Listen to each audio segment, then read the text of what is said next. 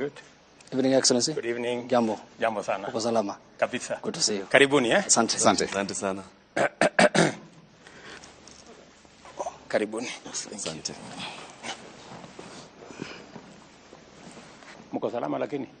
Tuko salama. Uko wazima? Karibu area. Asante. Thank you. Habari za kwenu? Si mbaya, tunaendelea. Ngangana kama mimi. Ngangana. Tuna hustle. Sawa kabisa. Yeah. Imekuwa muda. I think the last time we were together was almost 4 months ago. January. Oh, ilikuwa Januari, yeah. Yes. So karibuni sana. Asante sana. Tutafanya tu mazungumzo kidogo tu. Okay. Mazungumzo. Aslas wasikie. Niko hapo. Imekuwa muda sijapata airtime ya kuzungumza mambo na watu wangu. So, nawashukuru sana. Asante. Kwa kuja ili tuweze kupata hii nafasi. Sawa. Yeah, we thank you for inviting us. It's going to be just an interesting conversation as always. Yes. You're the one with the answers. We only have the questions. Na hata mimi niko na maswali. Maswali kwa taifa ama kwa wanahabari? Mara kwenu na kwa wengine. Unatuliza sisi maswali? Lazima. Ukituliza maswali we'll pass them on. Yeah. To the Kenyans. Hata nyinyi ni wa Kenya pia. Mko na hii ni kusaidiana. Ni kweli. Kweli. Yeah. Kazi inakupelekaje? Mimi napambana kabisa. Nang'ang'ana mbaya sana. Lakini si mbaya. Na inasonga. Game imeishaje game? Game huko imeisha vizuri. Imeisha. 2-1. Imepiga mtu. Najua nilikuwa nimeenda kuwa promote na kuwaeleza ya kwamba tuko na mpango. Najua hiyo game ilikuwa imezama kwa sababu ya ile ban. So the first thing I did, I asked Kababu to work with FIFA so that we can get ourselves out of the ban. And I'm very happy within the first, I think, 3-4 months. Ucio ni President William Samoei Ruto ari hamwe na gaikaro kana ari na gaikaro na andikia mohoro kuma nyumba itiganite cia mohoro ari hamwe na shesheni ya Citizen TV hamwe na nginya Inoro TV rungu rwa kambuni ya Royal Media Services. Gaikaro kiu gukorwo githi na mbere kahinda agatari haraya ndeka cigana ona kuma riu no kwa hinda ritu kwamba gukumenyithia mamo ma mohoro maria tukuhariirie thiini wa Kĩrĩrĩmbĩ muthenya wa umuthi no mbere ya twanjiririe toba tukuhuterie mamwe ma mohoro maria turi namo no nderetio yanjiriria twara kuu na njira ya imwe kwa imwe arie tukuhariirie Inoro hwaine. Make us tighten the belt now for us to have long-term stability in the future, and I am glad that is the route you have taken. President Ruto kuga thirikari ndiri na mubango wa ukunderia wiyathi wa kuhoya.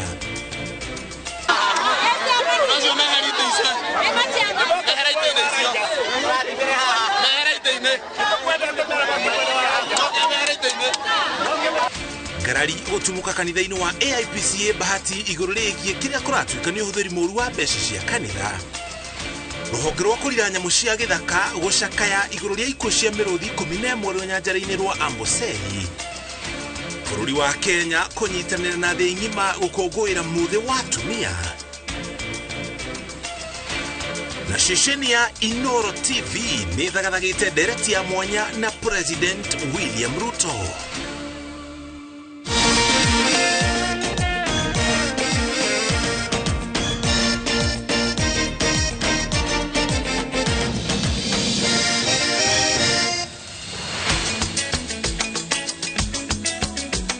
Shokeri gatho cia mwanya ni kunyitanithio muthenya uyu wa 14 ni muthenya wa kiumia koguo ni mohoro ma Kĩrĩrĩmbĩ no muthenya umwe toko na Kĩrĩrĩmbĩ kia mwanya tuthulirikana uri gitwina gaikaro na President William Ruto kuria ukorwa kiariria maundu meho matiganite uhoro wigi watho ugayani wa mbeca ndereti irariririo kuria bunge na muingini na thina mbere na kuhena maoni magwo iguru ria ndereti iyo kwa ihinda rino ndereti nditwikite watho mbere thiite kwariririo kuria bunge uhoro wigi waki wa nyumba gatagati ka maundu mangi ntuko twigutwara kuu na njira imwe kwa mututhikiririe macokio maria President William Ruto enamo thutha wa andikia mohoro kumuria ciuria iguru ria maundu maya. Ndiramenyithio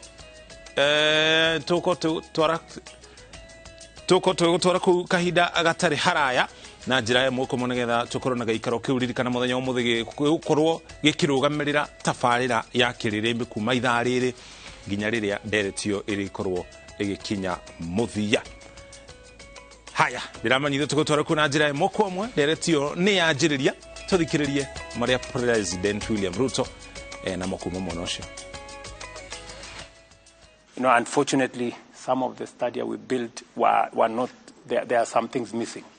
So we have to standardize all of them so that we can play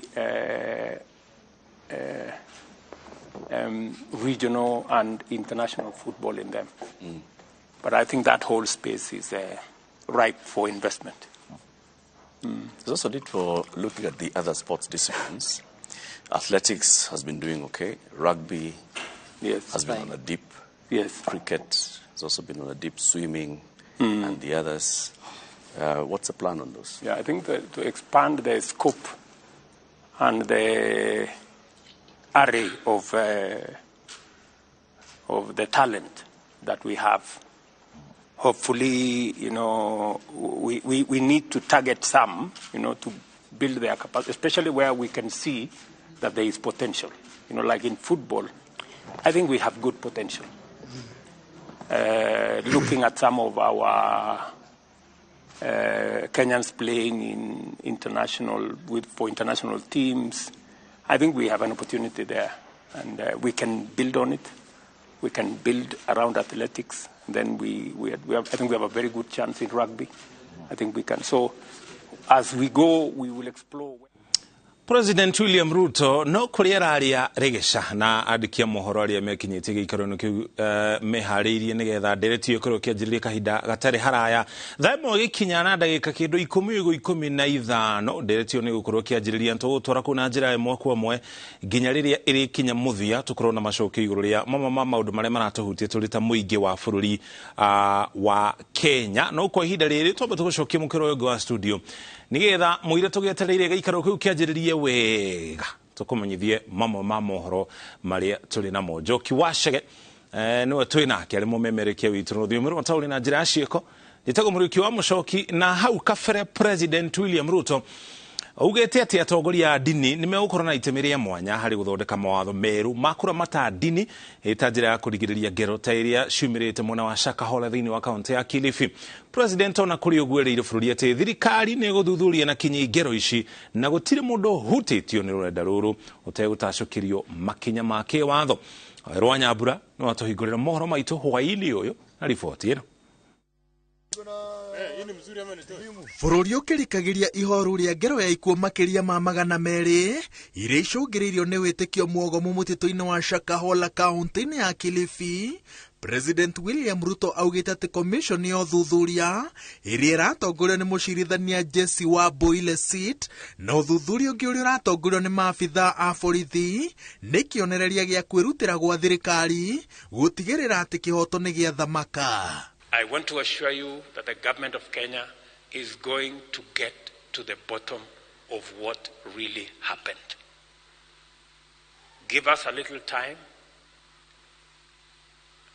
Our security agencies are working round the clock so that we can unravel these acts that shame the people who want to abuse the sanctity of religion and cause loss of life in the Republic of Kenya. Ona kuria uguo, President anyitirire ati gutire mutongoria wa dini okwagagio kana kuithio murigo wa ngero cia Shakahola, akinyitirira ati thirikari yake ndiri na mubango o wothe wa gukunderia wiyathi wa mundu kurumirira dini iria arona niyo ehunagia thamiri yake bata ni rumirire watho. We are going to work together with the religious organizations so that we prevent anything like this from ever happening again in the Republic of Kenya. We work together towards formulating what our religious leaders and institution will give us as the benchmark, how we avoid situations where individuals abuse religion. We are at pain and we are in dilemma to charge the church. You know what has happened in Shakahora. We are just confused. Where do we start to charge the church? Na rĩrĩ ndereti ya watho wa kĩgĩna ya mwaka ũkĩte wa thirikari ĩrurumũkĩte, Akenya aikĩro itiganĩte makiuga atĩ kwĩna mendekithia ma kuongerera magoti na maruta na njĩra ĩkũritũhia thogora wa mũtũrĩre gũkĩra harĩ ũrĩ.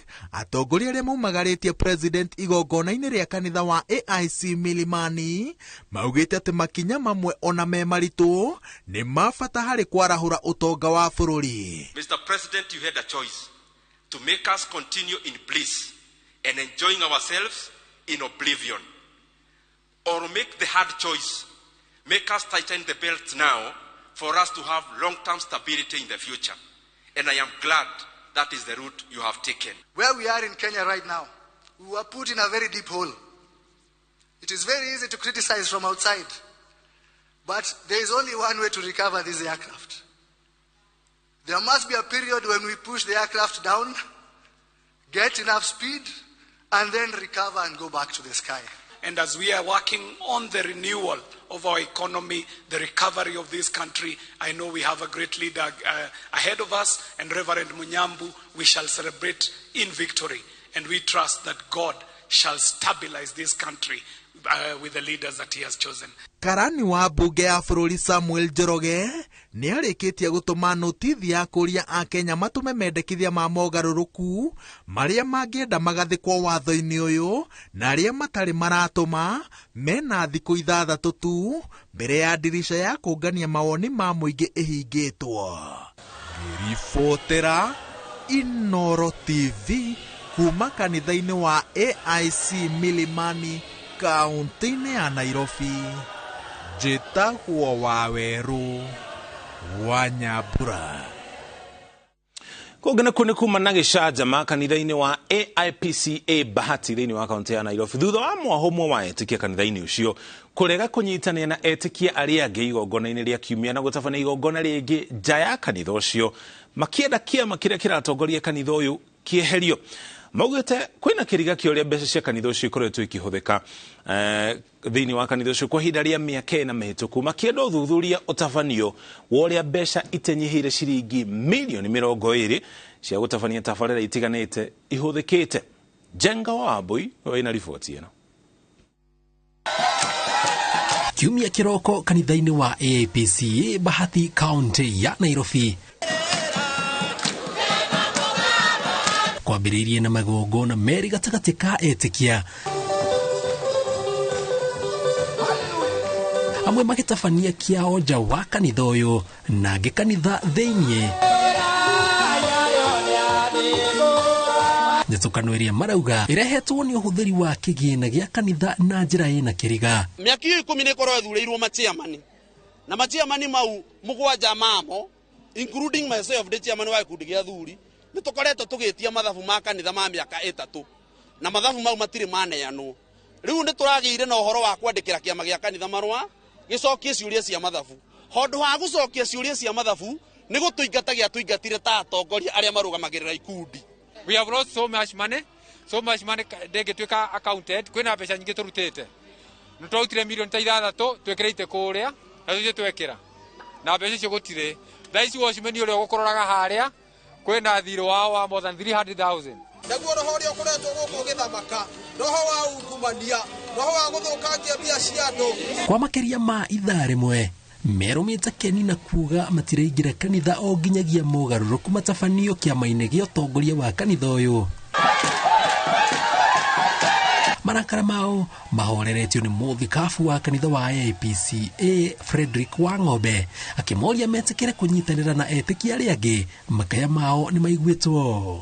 Ngere kanitha bodi yako guku ndimurathime inyuothe and then we address your issues. Is that okay?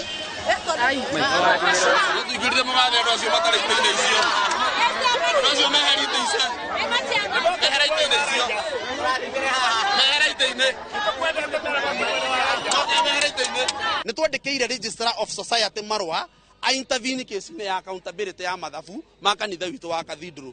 Mbara ĩno twĩ nayo kana ciũria ici tũroria tũtirahũra kanitha na tũtirahũra mũndũ kĩũmbe, tũrenda tũnengerwo mathabu ma mĩaka 3 na ciũria iria twĩ nacio rĩ icokio. Mwisho wa ũhoro Muthikabu athanĩte gũtabanio mũcemanio wa mwanya gatagatĩ ka ũrũgamĩrĩri wa etĩkia na atongoria kĩama gĩa kanitha marĩrĩrie kĩng'ang'a-inĩ kĩrĩa kĩrarĩa kĩngĩ. Fortunately, I summoned the General Secretary and the trustee of this church and the national chairlady. They are here with us today. Nigetha ngikorwo ni kuri kaundu mungenda twaranirie ithuĩ tũrĩ ciana cia nyina ũmwe. O ũrĩa wothe tũrĩ, we are brothers and sisters of. Thutha wa igongona kũrĩka na etikio ũndũ ũmwe na atongoria a kanitha ũyũ gũtabania gĩikaro kĩa mwanya kwenjerana kwarĩrĩria moritũ marĩa matũngĩte kanitha ũyũ, mwĩhoko wao othe nĩ atĩ thutha wa mũcemanio ũrĩa ũrathiĩ na mbere nĩ megũkorwo magĩũka na kĩhonia. No ona thengia wa mageria mao mothe ma gwetha kĩhonia, mũcemanio ũcio ndũnaciara matunda. Bottom line wakora executive nĩ gakorwo kuo Sunday na ithuĩ no kuma tũkauma tũke tũthomere ha. Ngiribotera Inooro TV njĩtagwo Jenga Wambui. Megi mũno Jenga Wambui, ũguo nĩguo maũndũ matinda kũrĩa mwena wa Bahati kanitha-inĩ wa AIPCA, kanitha ũrĩa ũĩkaine ta Idi gũkũ kaunti-inĩ ya Nairobi. Tũkĩanjĩrĩria ririkana nĩtũgũtarĩirie kũrĩa thingira-inĩ wa iregi President William Ruto na gaikaro na andĩki a mohoro kuma nyũmba itiganĩte cia mohoro arĩa megũkorwo makĩmũria ciũria itiganĩte. Nĩtũgũkorwo tũgĩtwara kũu mbica icio nĩcio icio na njĩra ĩmwe kwa ĩmwe, tũgũtwara kũu na njĩra ĩmwe kwa ĩmwe tũthikĩrĩria mamwe ma macokio marĩa President William Ruto enamo kumana na ciũria iria andĩki a mohoro maroria handũ haitũ ithuĩ a Kenya igũrũ rĩgiĩ maũndũ marĩa marahutia mũingĩ gũkũ bũrũri-inĩ, mũno makĩria ũkĩringithania na ciranĩro iria President William Ruto hamwe na batoni yake ya Kenya Kwanza merĩire mũingĩ hĩndĩ ya kambĩini na harĩa maũndũ makinyĩte gũkinya ũmũthĩ. Ũmwe wa maũndũ marĩa mararĩrio na gĩkĩro kĩnene nĩ ũharĩria wa bajeti ũrĩa ũrathiĩ na mbere. Ririkana bajeti ĩyo ĩgũkorwo ĩgĩthomwo mweri twerekeire wa gatandatũ nĩ Minister wa Kĩgĩna no mũtaratara wa mathabu marĩa mbeca icio ikũgayanio nĩ hĩndĩ ũrathiĩ na mbere. Icio nĩ imwe cia ciũria iria president egũkorwo akĩũrio. Tũgũtwara kũu na njĩra ĩmwe kwa ĩmwe tũthikĩrĩrie ndereti ĩyo. Going to speak to the nation through the media. 6 media houses are present in State House today, and we are going to be engaging with the President on a number of issues, of course, that affect the country. Mr. President, thank you very much for welcoming us to State House, Nairobi. Karibuni sana. Lively place. We've had some water and some tea. Asante sana. We're going to have about 90 or so minutes of a conversation. And I just want to introduce us. We have 6 media houses present tonight. Okay. My name is Eric Latif from Spice FM and KTN. And my colleagues are going to introduce themselves. Good evening, Mr. President. Good evening. Ayub Abdikadir Abdi, Citizen Television and Royal Media Services by extension. Thank you. Thank you, Abdi. Hujambo Rais na hamjambo wa Kenya. Jina langu ni Nancy Okware kutoka kwenye shirika la utangazaji humu nchini KBC. Hujambo Rais. Sijambo. Jina langu ni Daniel Kitu kutoka K24, shirika la Media Max Network Limited. Thank you, Daniel. Good evening, Mr. President. Good evening. And good evening, Kenyans. My name is Eric Munene from Cape Media, comprising of TV47, Radio 47, and TV47 Digital. Thank you very much, Eric. Masalheri, Mheshimiwa Rais na Wakenya hamjambo. Mimi naitwa Lofty Matambo kutoka NTV chini ya shirika la Nation Media Group ambalo pia liko na uchapishaji wa magazeti kadhaa ikiwemo Taifa Leo na The Daily Nation. Asante kwa kutualika. Karibu sana Lofty. That's a very interesting name. Asante. He's representing the lofty idea. Mr. President, you look well. And people who've been commenting, one of the first questions that we're told to ask you is, ask the president, what's his exercise regimen? Or is it diet? Well, I have, I had an original, fit that ran amok the last 1.5 years or 2 years, because we went into elections. And when you have elections, you have a lot of pressure. Sometimes you take out the pressure on food. And you have to do this and that, and you don't have time to go exercise. And sometimes you eat because you don't know when you will find the next meal. So sometimes you overeat. So I decided to cut it down, because ile kibarua niko naye si kidogo. So you need to be alert. Ndio kazi iweze kusonga. Asante sana. Our first topic for tonight is on the state of the economy, the cost of living, and of course Kenya Kwanza's first budget. My colleague Ayub will take the first question. Excellency, Mr. President, I want to take you back to what you said on the 26th of July, 2022, during the presidential debate before the elections. To quote you said, we can limit the taxation on fuel. Take, for example, VAT, which you said, I think we need to rethink about it. That was the UDA presidential candidate. President William Ruto, months later, is proposing to Parliament to raise it to 16%. Why the double speak, Mr. President? Thank you very much. Let me start this way. And allow me to give you a bit of context. When I came into office, I did 3 things the first day in my office that I had committed to the people of Kenya. Number 1, I made sure that port operations that were unnecessarily moved from Mombasa were returned. Number 2, I made sure that our police have financial independence. Number 3, I appointed the judges that were supposed to have been appointed, and I committed that I will expand the budget of the judiciary. If you look at the budget this year, we have added an extra 4 billion shillings to the judiciary. When I came into office, I found a huge crisis of fuel. In fact, before even I came here, immediately the results were announced. Amongst the first people to come and see me were oil marketers. And they told me, we are in a crisis. We are going to have a stock out because we cannot have fuel. Government has told us to sell fuel subsidized, but they haven't paid us. The government owes us 65 billion. So that whole subsidy story you hear, it was just a pledge. So I found that we had a 65 billion shilling subsidy to pay. Meanwhile, our financial situation was very bad. And by the way, that subsidy was accumulating at 15 billion shillings every month. I don't know whether you appreciate the magnitude of that. So when I came into office, I looked at it, and the one thing that I did that in retrospect was the right thing, is to have an economic team around me. So we sat down, we went through the numbers, and finally we discovered that there wasn't actually a fuel problem. It was a misdiagnosis.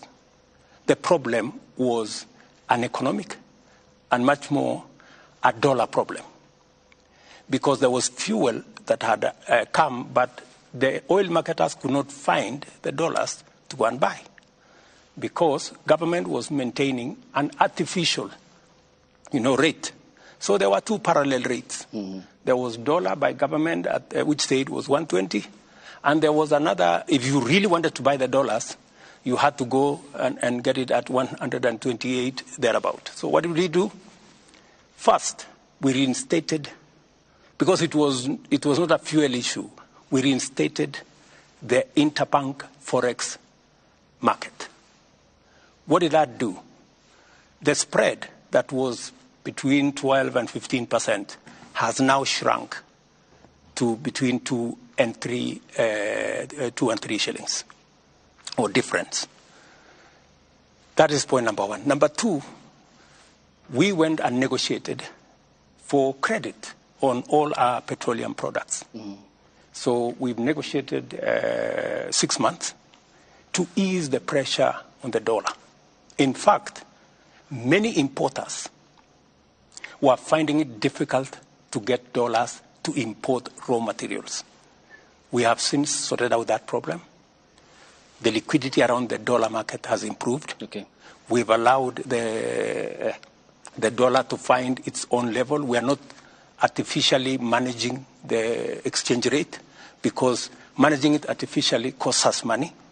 So we have an issue there. So when I came into office also, I found that we had commitments of 900 billion Kenya shillings on the roads. Yeah, 900 billion. I have tried to work with the various departments, Kera, Kura, Kenha, to try and understand how do we manage this 900 billion. We've tried to cut it down. We've tried to stop some of the roads that have not started. We've died. But we still remain with close to about 680 billion that we have to manage. If I have to complete these roads, I need extra money to do it. And every place I go, I was yesterday in Nyandarua. Communities, people, leaders tell us, we need a road here, Mr. President. We need a road here. We need to finish the Mau Mau roads. You need to finish this. You need to do this. We need an extra road. They were even telling me there is a road called Kinamba to some place. So that whole equation changed. But what have I done? I have said yes. We're going to increase the VAT by 8% for 2 reasons. Number one, because having differential rates, one at 8%, others at 16%, poses a problem, an integrity problem. People use it as a loophole to manipulate numbers, VAT in, VAT out. So the advice that my economic team working with Treasury gave was we must eliminate this loophole that people are exploiting, number one. Number two, this 8% that we are adding is going to give us about 50 billion shillings. It will begin to deal with the problem of roads across the country. Okay. But what have I done to balance it out? Because I made a commitment that we need to relook, right? I have removed on the same fuel, as we add 8%, I have removed road 3.5% road development levy from fuel. I have removed 2% of IDF on the same fuel. And to balance it out, because it is the same Kenyan who is going to pay from their pocket, I have removed VAT 8% on gas. And I have removed other taxes that I'm going to explain to you. About 14 other taxes that I have removed to try and even so that we have a balanced budget. Okay. We'll talk about the other taxes as proposed in the finance bill, which will come before Parliament.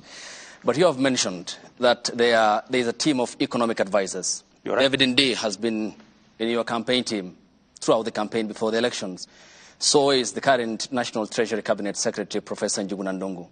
When you came to the presidential debate and you made the remarks on the 26th of July, which I quoted you verbatim, I think you said majority of taxes that are in that bracket, 15 almost you said, but we need to integrate at least these 15 different types of taxes. Did they not advise you, or you did not take the advice? Precisely, if you heard me clearly, there are many other taxes that we have since removed. So you must look at it in context. Yeah?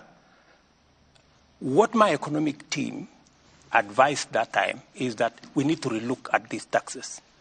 When we came into government, we found a situation. The country was in a crisis.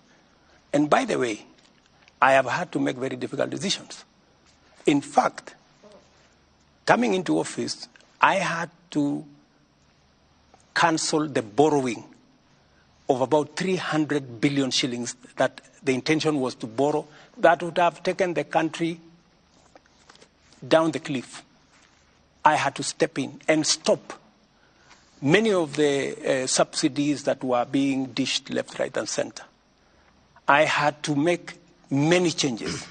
I had to reorganize the whole budget because we found a country headed and sliding into bankruptcy. And so when you find that kind of situation, you have to deal with the situation with the urgency and with the acuteness of thinking that is required. Okay. Yeah? You don't operate outside a context. So the question that you have asked me,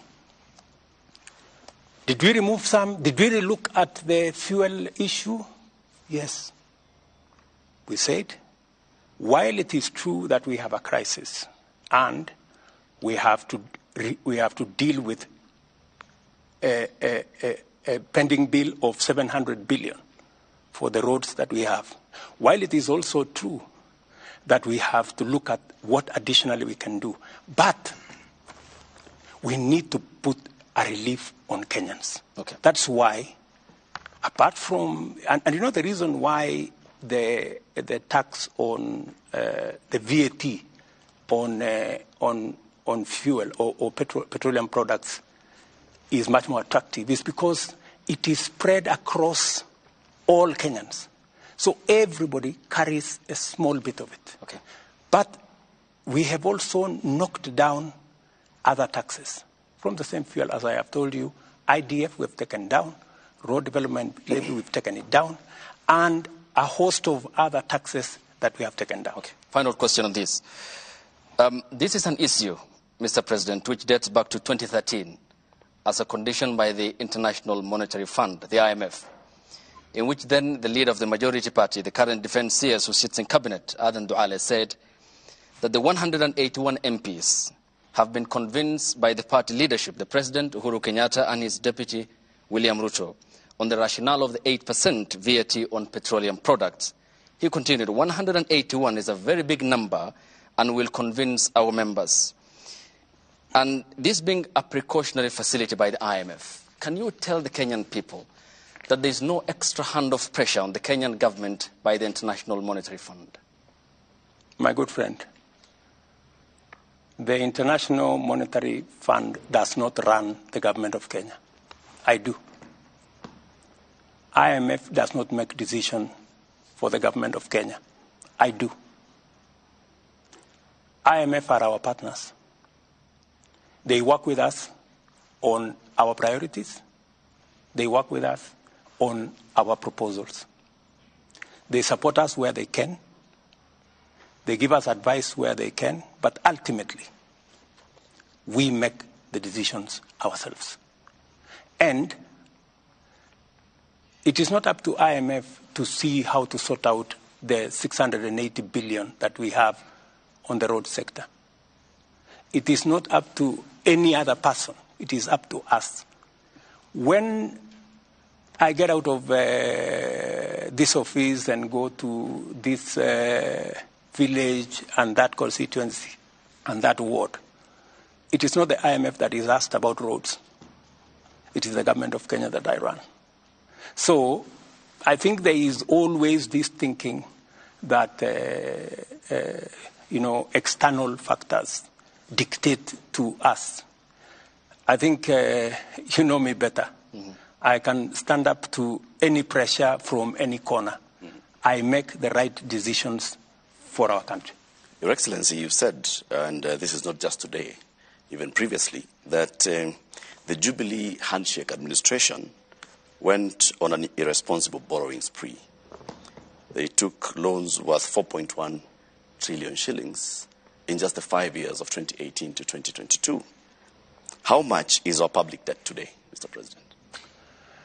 Our public debt is in the region of 8.8 trillion, close to 9 trillion. That's where we are. And so that you can contextualize this, it is the reason why, if you look at this budget, I have made a deliberate, conscious decision. In fact, against the advice of IMF. IMF actually wanted us to borrow slightly more. I told them no. I told them no, we're not borrowing.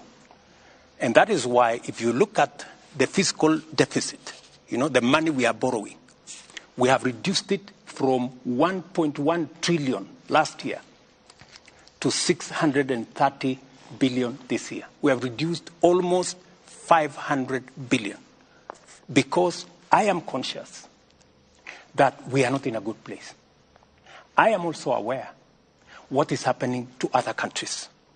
There are countries in our continent that have defaulted in their payments.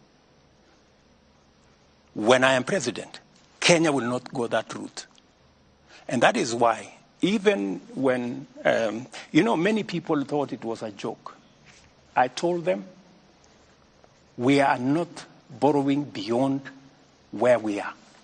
So how much are you planning to borrow in this year? That is why, Latif, you saw there was a delay of salaries for about 2-3 days, in April. Yes. Because, some characters thought that I was joking. I told them, listen, we are going to live within our means. Even if we have to delay for salaries for 2-3 days, we will. So that people begin to internalize that we cannot continue borrowing. And let me tell you, I have had many people say, you can't tax, there is no country that can tax itself into prosperity. That's correct. Yeah? But you cannot accumulate the debt into bankruptcy as an option. It cannot be an option, right? And there is a question I want to ask my fellow countrymen and women. Are we overtaxed? That is the question that we need to ask. And I want to answer that question. Yeah. Are Kenyans overtaxed? Let me give you the statistics. OECD countries, OECD countries, the tax as a percentage of GDP, the average is 34% of GDP. 34%. You have from Turkey, which is 22% of GDP, to France, which is 45% of GDP. Okay? Let's leave the OECD. Let us come to our continent. Our peers, South Africa, Tunisia, Morocco. They are between 23 and 28% of GDP. Tax as a percentage of GDP. Where is Kenya? Kenya is at 14%. Kenya is at 14%. Meaning, we are paying half in terms of tax what our peers in our continent are paying. And you see, society is reflected by the quality of public goods, roads, hospitals, schools, water. That is what a society is measured. If you will find that if you don't have working schools, if you don't have no running water, if you don't have good roads, you cannot, what kind of society are you?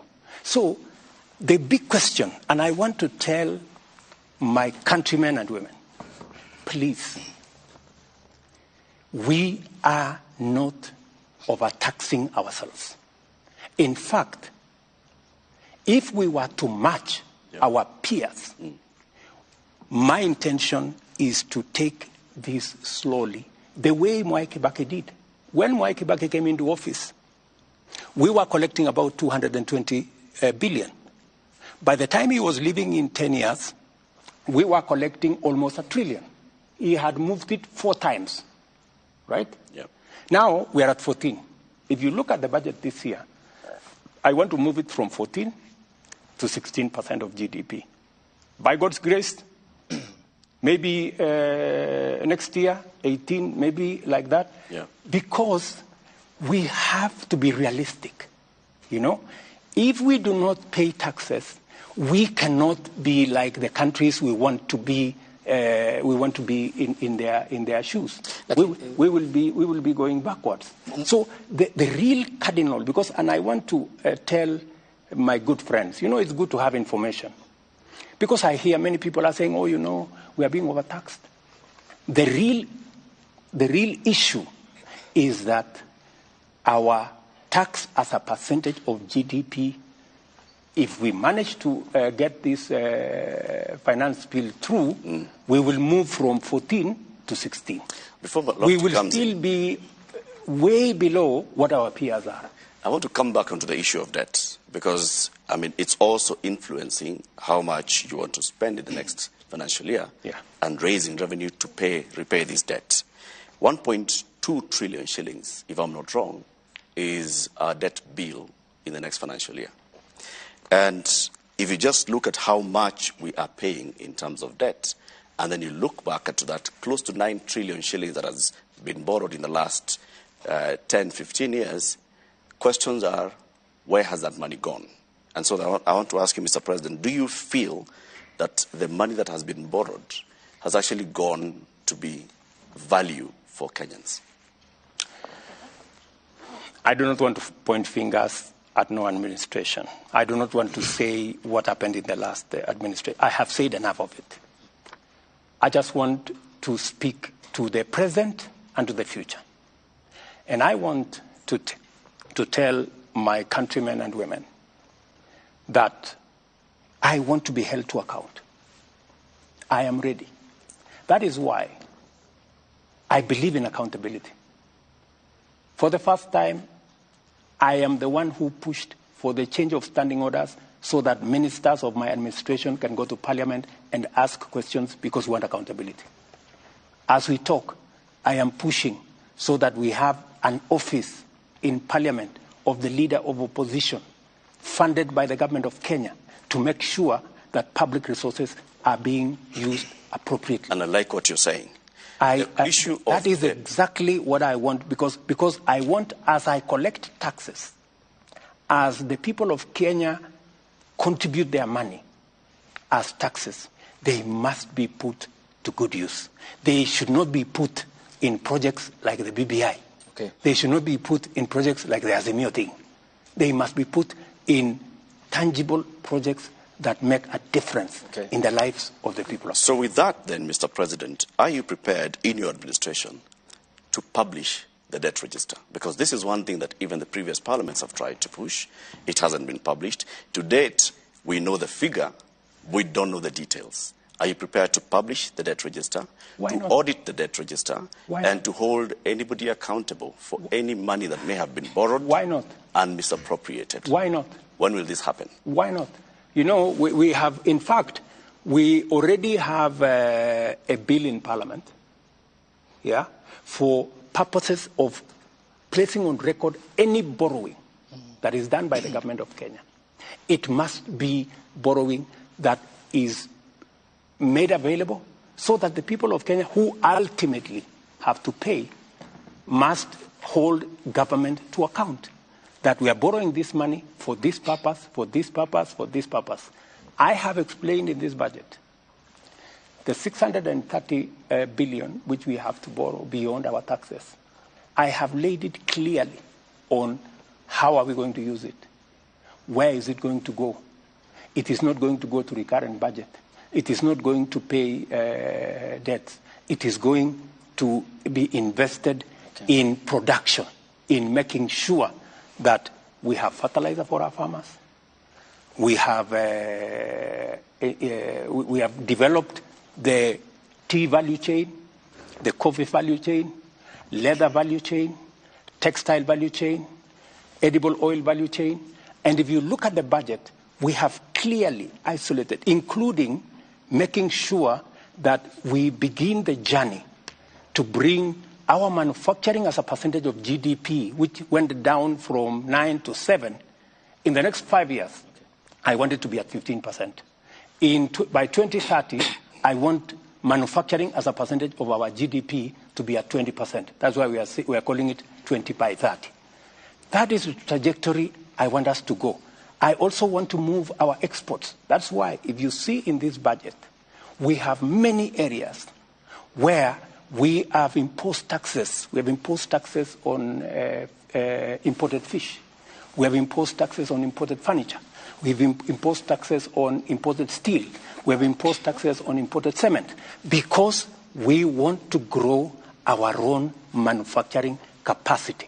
Because by growing our own manufacturing capacity, we create jobs, we create opportunities for work, and we build our own manufacturing capacity using our own products. So I have, with clarity, I can explain where we are going to put every cent. How we are going to invest in the leather value chain. Mr. President, how we are going to invest in the textile value chain. Nafikiri kwa kufungamana na swali lake nitakuuliza Kiswahili na nitafurahia hapo utalijibu hili Kiswahili.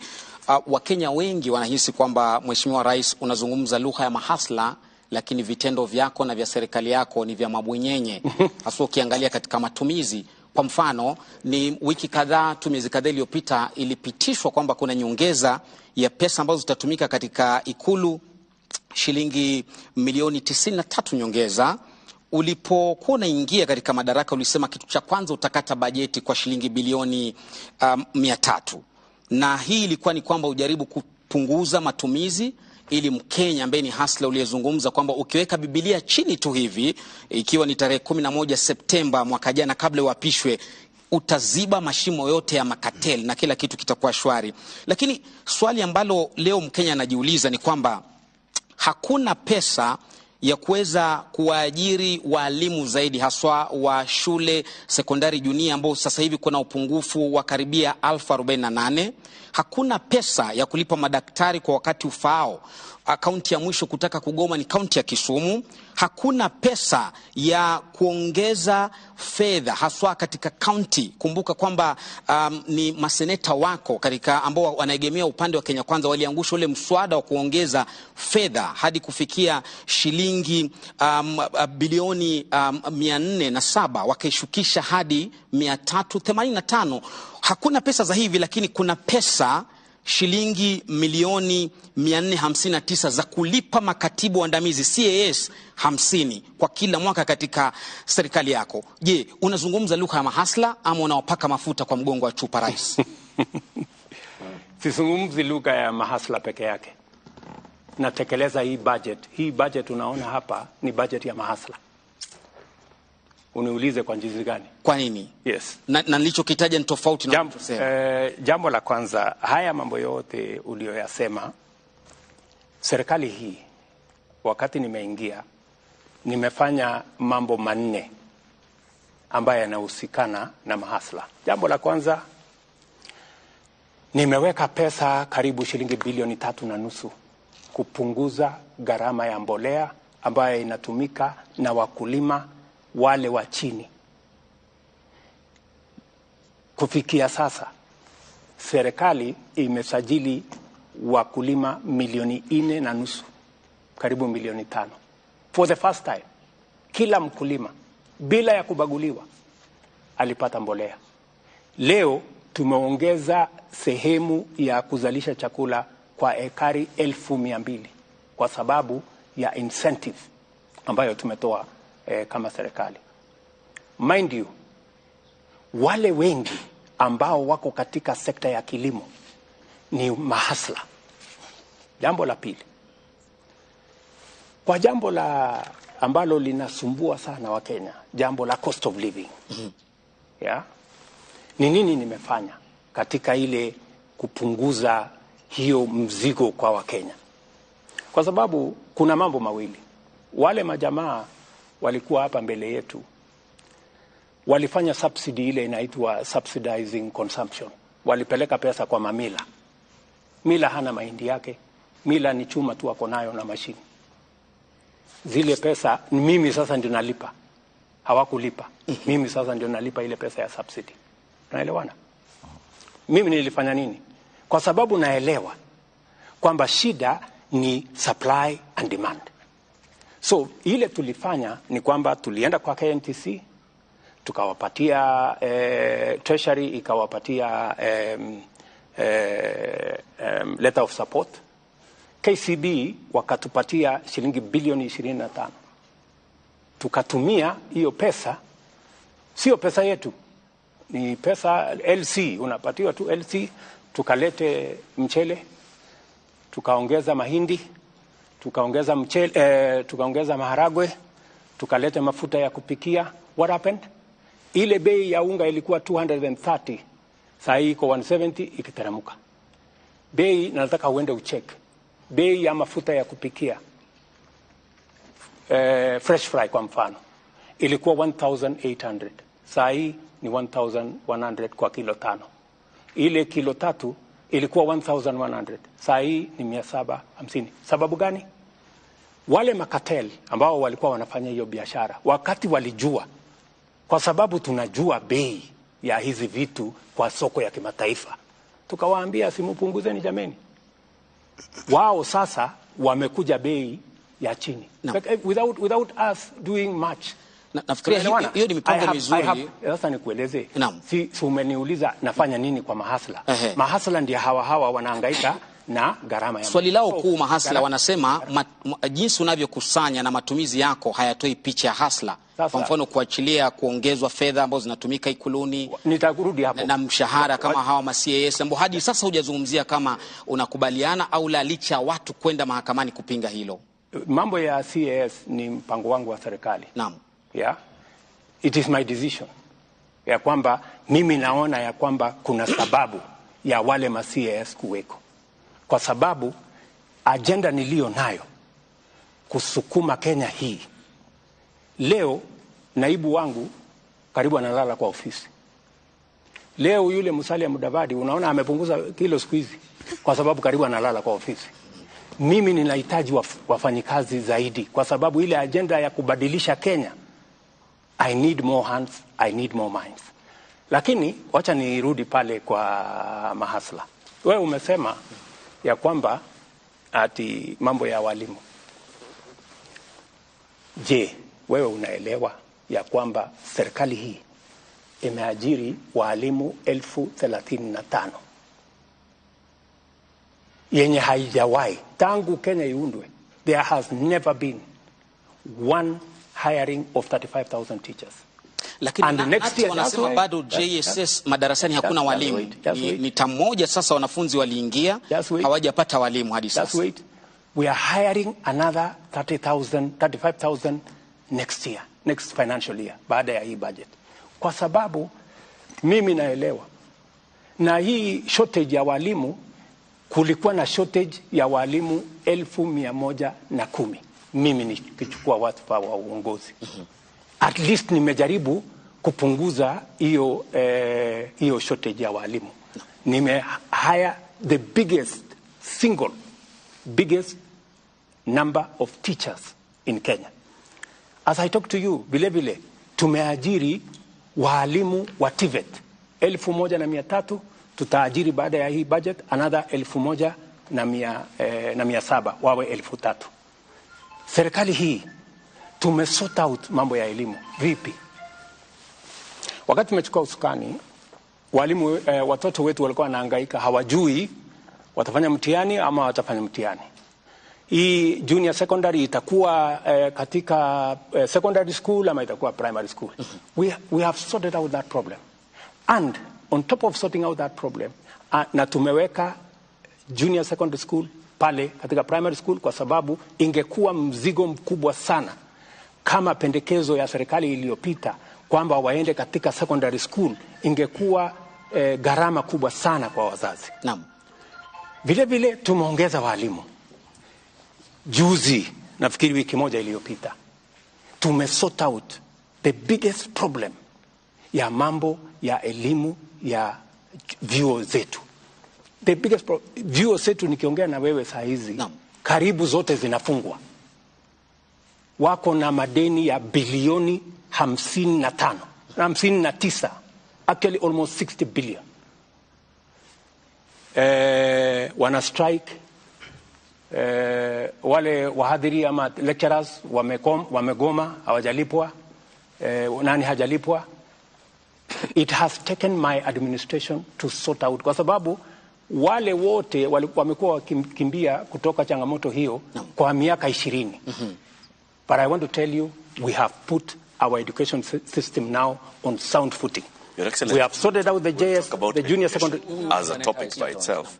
So please, okay, don't mind. all right. Na Mheshimiwa Rais, kidogo ni kurejeshe nyuma kuhusiana na hili swala la mapendekezo yaliomo kwenye ule mswada wa fedha wa mwaka 2023, na kuna hili swala ambalo Wakenya wamekuwa na maswali chungu nzima kuhusiana na mpango wa kutoa 3% kwa ule mpango wa kujenga nyumba za bei nafuu. Wakenya wanauliza ni kwa nini wanalazimishwa, manake wengine wanaona ni kana kwamba wanalazimishwa, pengine hawako tayari kuwa wamiliki wa nyumba. Wengine wanasema ya kwamba hawakuhusishwa kabla ya yale mapendekezo, na tumeshuhudia miungano mbalimbali ya wafanyikazi ikisema ya kwamba ikiwa mapendekezo hayo yatapitishwa basi kutakuwa na migomo. Ni swali nzuri sana umeniuliza, kwa sababu ni swali ambalo nimekuwa nikingojea kujibu. Nataka Wakenya wanisikize kwa makini. Niko na maswali matatu ambayo sisi kama Wakenya lazima tujiulize. Jambo la kwanza, ni kwa sababu gani watoto wetu, vijana wa taifa letu la Kenya milioni 5 wanahangaika barabarani, wanazunguka madukani, hawana ajira? Swali la kwanza.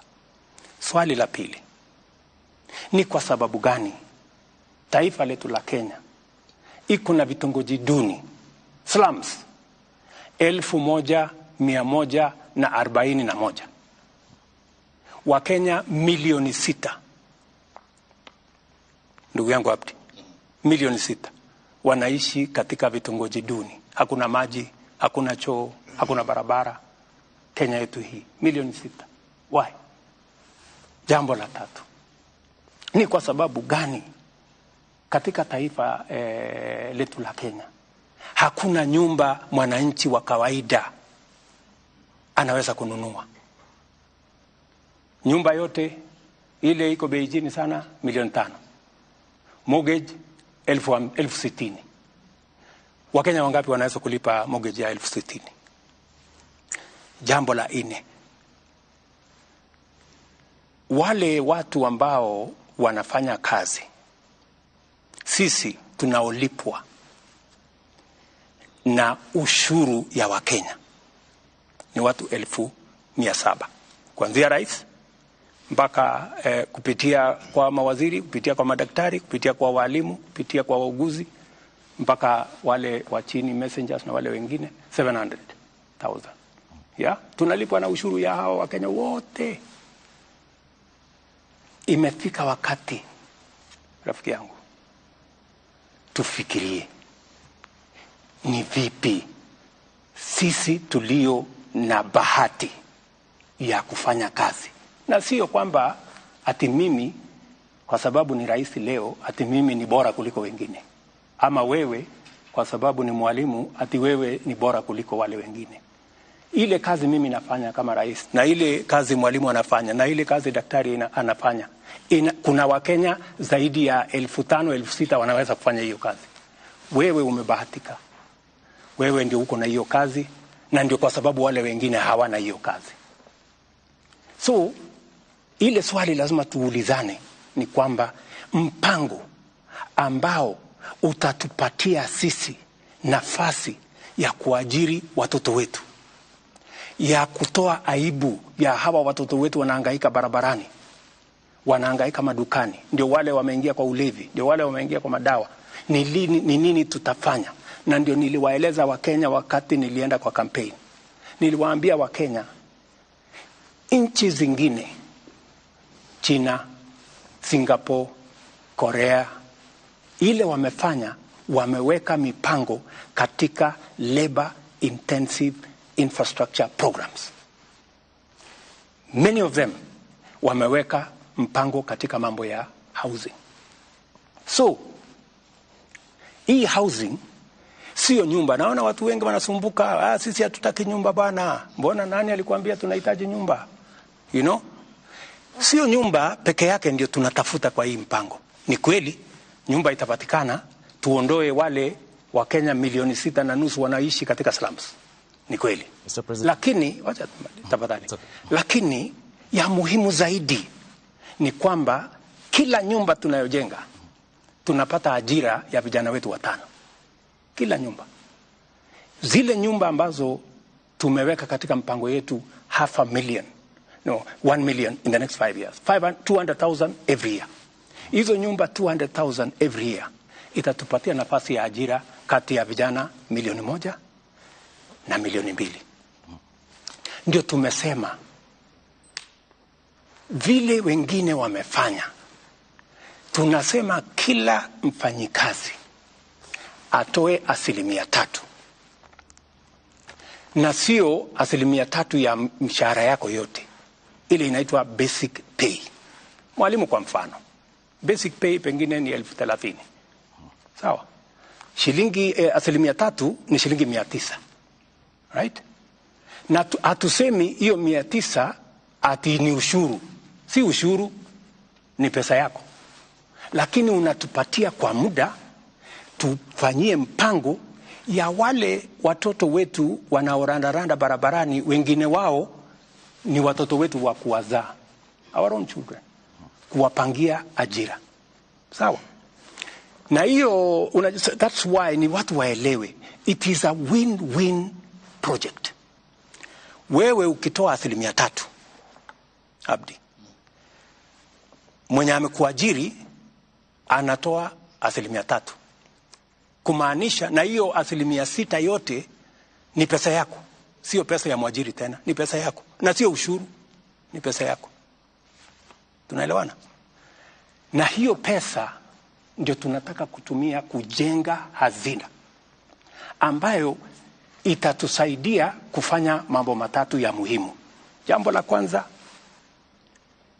leo tunajenga nyumba 1% ya nyumba zote zinajengwa Kenya inaweza kununuliwa na mwananchi wa kawaida. Tunataka kuongeza nyumba ambazo zinajengwa ambazo zinaweza kununuliwa na Mkenya wa kawaida kutoka 1% mpaka 50%. Wacha niwaeleze wa Kenya vile hiyo kazi itafanyika. Tuko na mipango miwili. Tuko na yenye tunaita social housing. Tuko na ingine tunaita affordable housing. Social housing ni kwa wale watu wa mapato yao ya chini.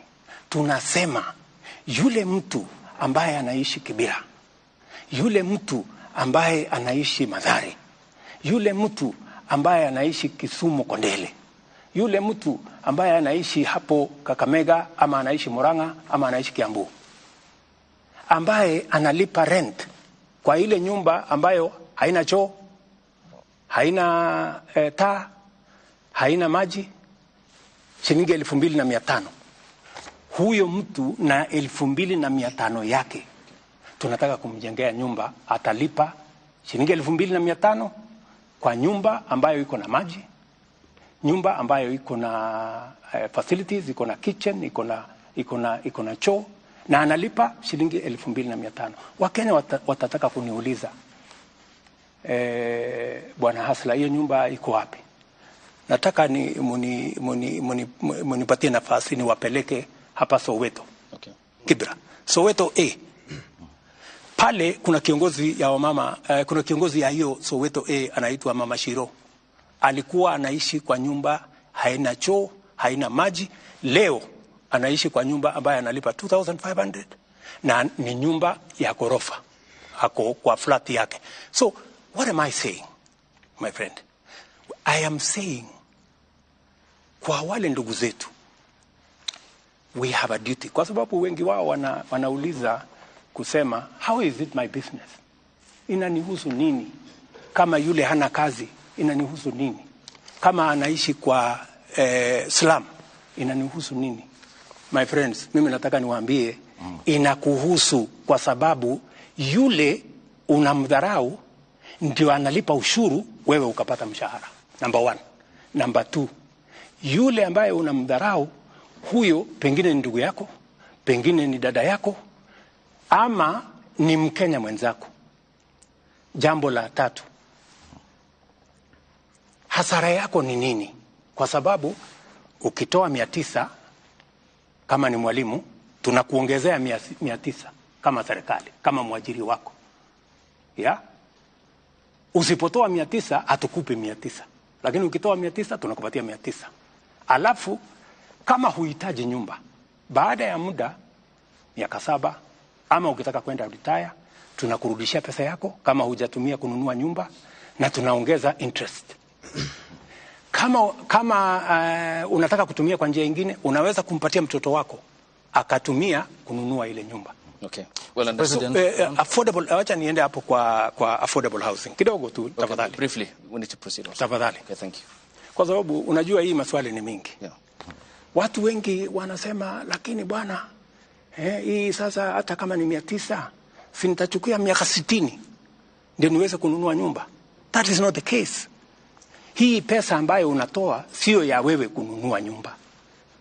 Pale tukishajenga manyumba ya kutosha ambaye wewe unaweza kugharimu kwa ile mshahara yako, uko na, tunajenga nyumba ya 2,500, 4,600, 8,000. Ile the most expensive house tunajenga ni karibu 12,000, 3 bedroom house. So tunasema hivi, ile pesa ambayo tunaweka pamoja ni kutupatia uwezo ya kuleverage kwa hiyo pesa. Kama ni bilioni 5, tunaweza kuitengeneza kiuchumi iwe mara 5, mara 7, tuweze kuitumia kujenga manyumba. Hii manyumba itatusaidia kwa wale wanaishi katika vitongoji na hata wale wengine wote ambao wanalipa rent. Badala ya kulipa rent, wewe utaingia kwa nyumba ambayo badala ya kulipa rent utalipa mortgage. Okay, Mr. President. Unaelewana? Yep. Wacha nimalizie tu kidogo. Okay. Huyu jamaa anasema sasa mimi nalipa rent saa hii ya 5,000 na nakatwa 900. Itakuwaje? Kama unaweza kulipa rent 5,000, mbona usilipe mortgage 500 ndio nyumba iko yako? Iko dhambi gani? Na katika hiyo harakati, number 1, umesaidia nchi yako. Umesaidia wale jamaa hawana kazi, lakini wanatusaidia kulipa ushuru, ndio mshahara yetu. Mimi kama rais, na wewe kama daktari, na wewe kama mwalimu, na wewe kama mjumbe, na wewe kama MCA ilipwe. Pia tuwasaidie wapate ajira. Okay.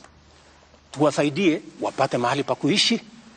Na jambo la 3, tuhakikisha kwamba mashamba yetu ambayo kwa sasa yanakatwa ili wananchi waishi, we start to consolidate our position kama townships. In any case, statistics show, my brothers and sisters, that the future is urban. By 2050, 68% of people will be living in towns. So we have a choice. Okay. Are they coming to live in slums when they come to, because they will come? Okay. Or are they going to live in decent houses? Thank you. Mr. President. And if they are going to live in decent houses, we have to engage in this win-win program. Okay, in this program, just allow me 1 minute. In this program, because it is very important to me, okay, and it is very important to every Kenyan, and I want every Kenyan to understand why they have to contribute 3% of their salary. It is not that it is a tax. It is your money, my good people. Okay. And we are going to double that money using your employer. And you are going to get that money in interest. And you are going to support us. You are going to help us to employ the millions of young people, including your sons and daughters. Time for the questions now, Mr. Okay. And Mr. President, you have a very ambitious plan. Thank you. The housing plan. My question is, are you saying that those lucky enough to secure jobs will be contributing to this fund so that you cushion you know, the most vulnerable in the society. We have millions of jobless Kenyans out there.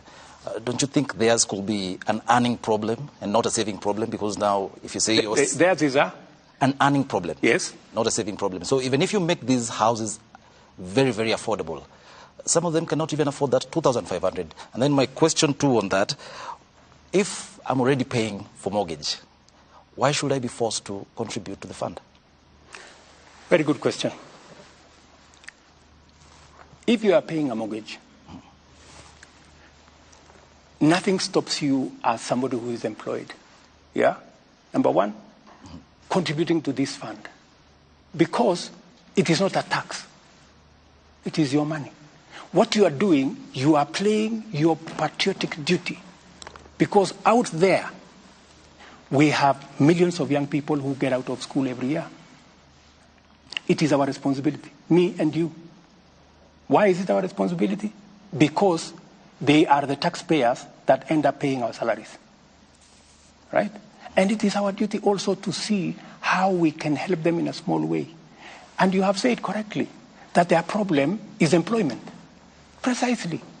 That's why I'm saying these 5 million characters, our children, you know, getting out of school. Don't you think it is a decent thing? Don't you think it is the right thing to participate in an exercise that helps our country, our young people, instead of engaging in crime, in abuse of drugs, to be part, to get a job? By the way, in the last 8 months, 8 months, I have launched the construction of 36,000 housing units in Kenya. Yeah? I went to Homa Bay. Last Friday, I was in South B here at the Bellevue, where they are building, I think, 2,000-something houses. I will be going to Makongeni, hopefully in the next maybe 3-4 weeks or 1 month, to launch another 30,000 houses. The 36,000 units, there are close to 100,000 young people today working in those sites. Engineers, quantity surveyors, plumbers, electricians, carpenters, masons, all manner of people, including the women who sell food. Okay. It is a whole ecosystem. I was very amazed in South B. A group of women were saying, sisi tunaitwa protein. Sisi ndio tutakuwa tunauza chakula hapa. Bwana President, tunataka uhakikisha kwamba hii watu wasilete watu wengine. Because you see, it is a whole ecosystem.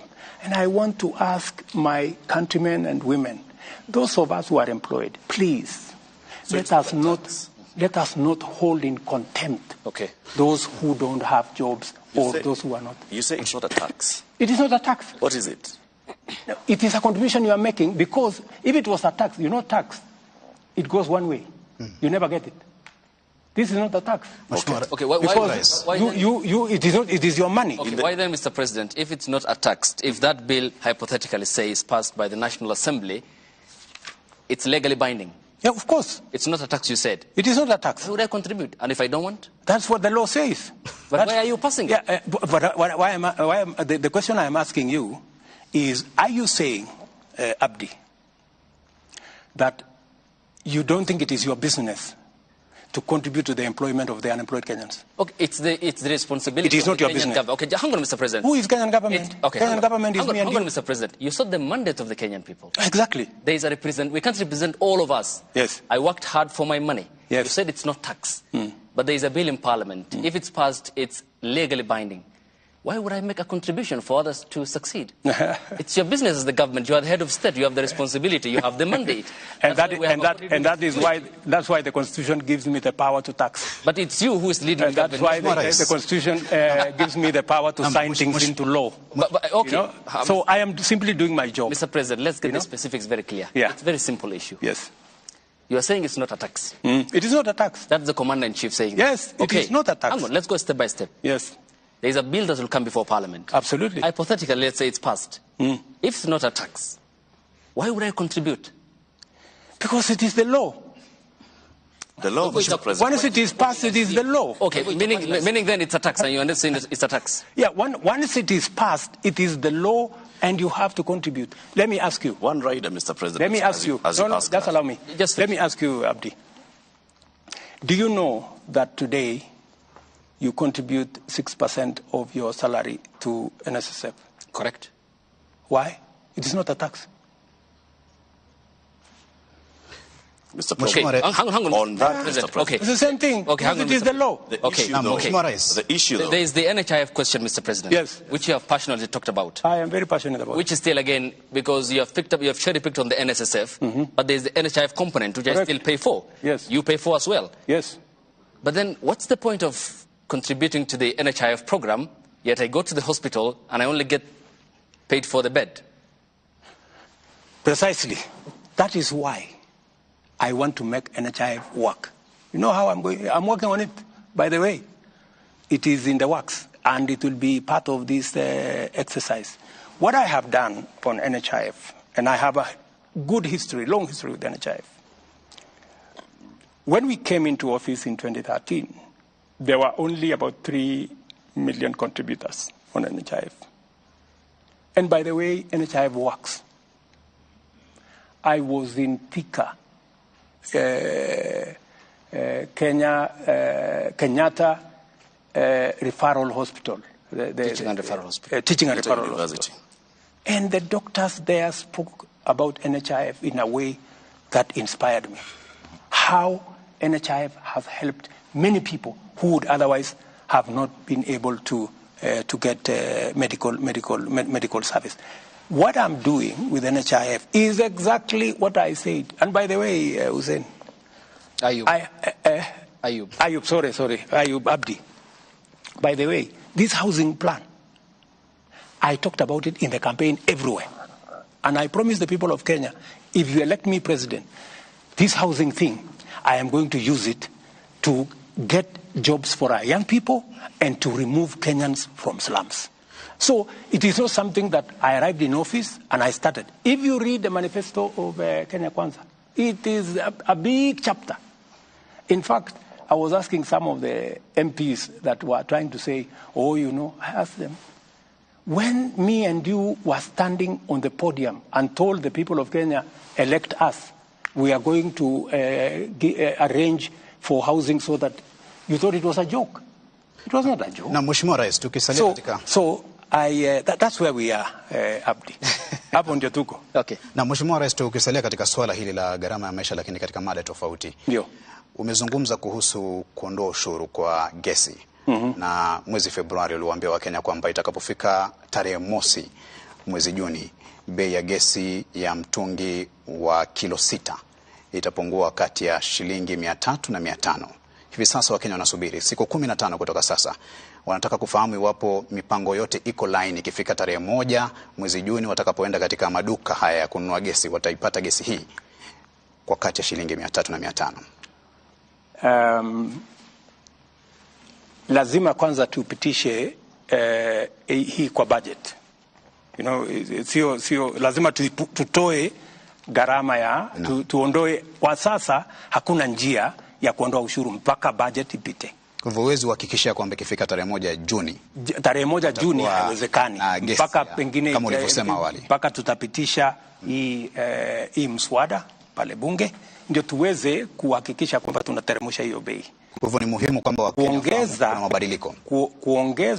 Kuongeza kwa kama tungepitisha hii jambo kwa supplementary budget. June ingewezekana. Lakini tulijaribu kuisukuma kwa supplementary budget, ikawa haiwezekani kwa sababu ilikuwa inatubidi tubadilishe sheria fulani. Ndio tuhakikisha kwamba hilo tendo inafanyika. Sasa tumeipanga vizuri. Tumehakikisha kwamba hiyo iko katika budget yetu, umeona waziwazi. Na vile vile tumesema tutachukua ile pesa ambayo tunatumia tunaokota ushuru kutoka mambo ya kerosene. Tutaitumia kusecuritize. Ndio tupunguze gharama ya mtungi ya gesi. In fact, tunaongea na market.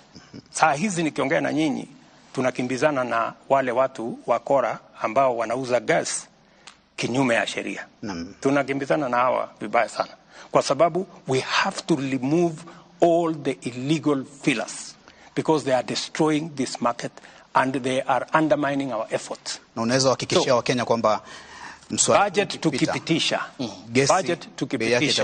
tutapunguza gharama ya gas kati ya shilingi 300 na 500 kwa mtungi. Kwanza mtungi, wacha gas ile tunapunguza kati ya shilingi 300 na 500 ni mtungi yenyewe, ndio sasa uongeze gas ndani yake. Lakini mheshimiwa, ukiwa Samburu, nakumbuka vizuri sana ulipotoa tangazo la kwanza, tena baadaye katika ukumbi wa mikutano ya kimataifa na akina mama hapa KICC, hukutaja masuala ya kwamba lazima mswada wa fedha wa mwaka 2023 upite kwanza.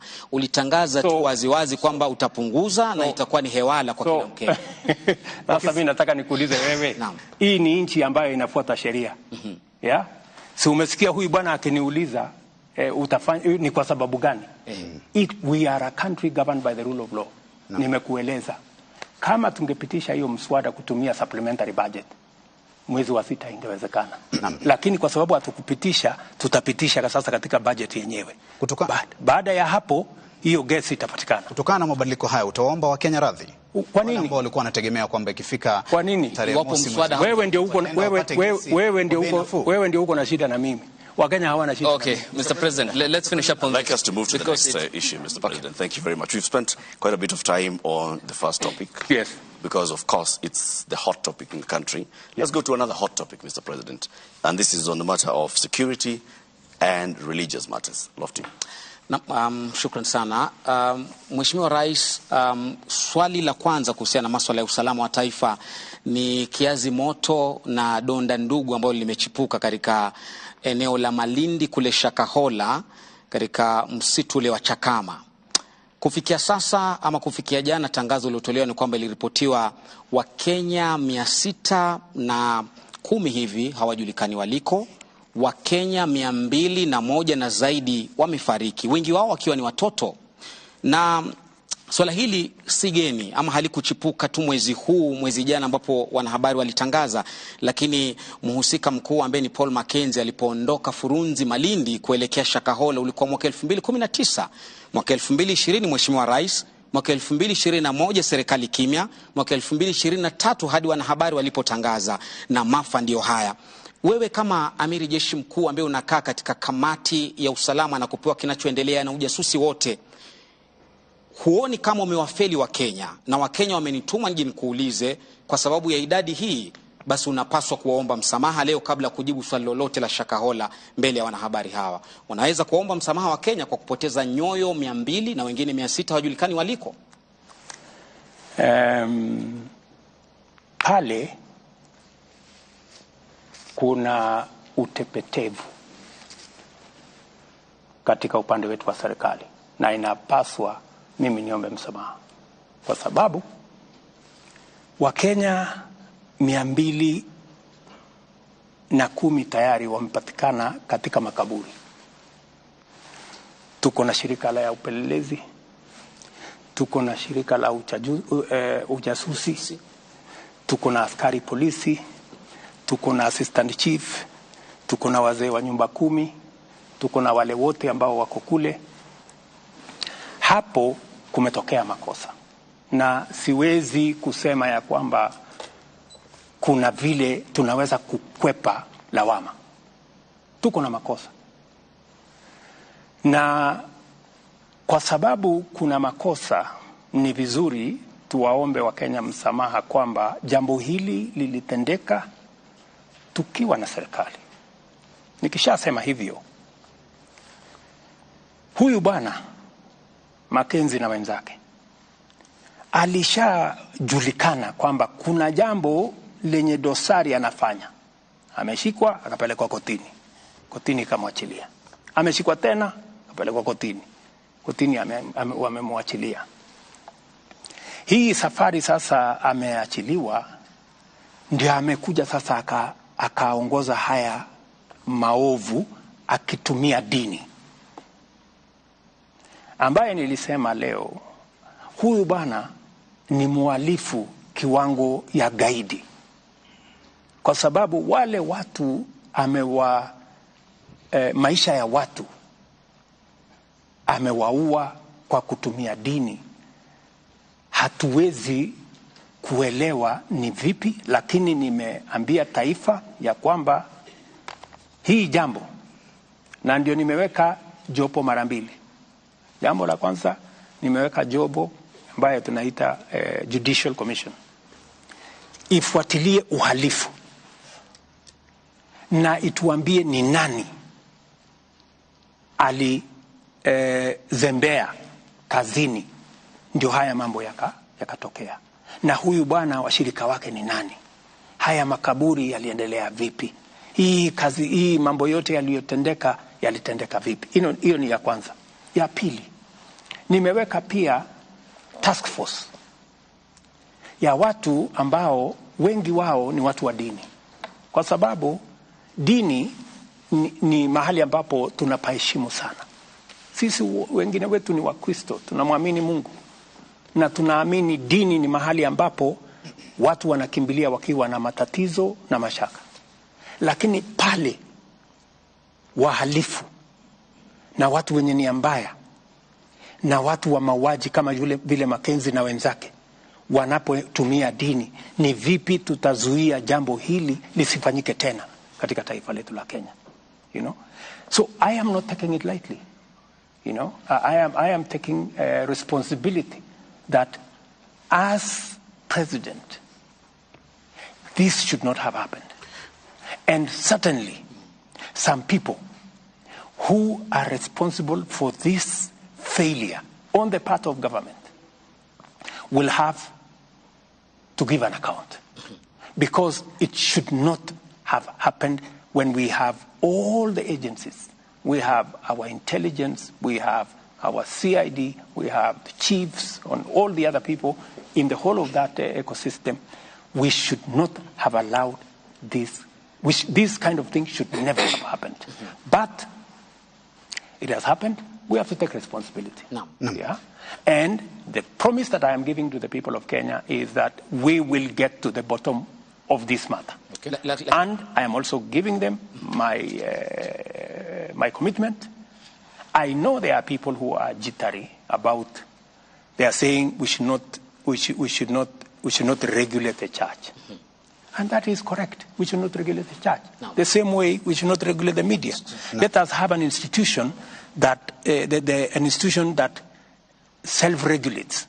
We want to establish from our religious leaders, how can they as religious leaders agree on a mechanism that makes sure that criminals and crooks do not take advantage of religion and of faith to be able to cause harm to Kenyans. Mheshimiwa Rais, kabla ya kakangu kuuliza swali, umezungumza na napenda nikupongeze na kukuhongera kwa kuomba msamaha mbele ya Wakenya, lakini Waswahili wanasema ada ya mja hunena lakini muungwana ni kitendo. Wana Malindi hadi leo wanalia kwamba idadi ya watu 200 kupotea, huja kanyaga guu pale kwenda kusema nao kuomba msamaha.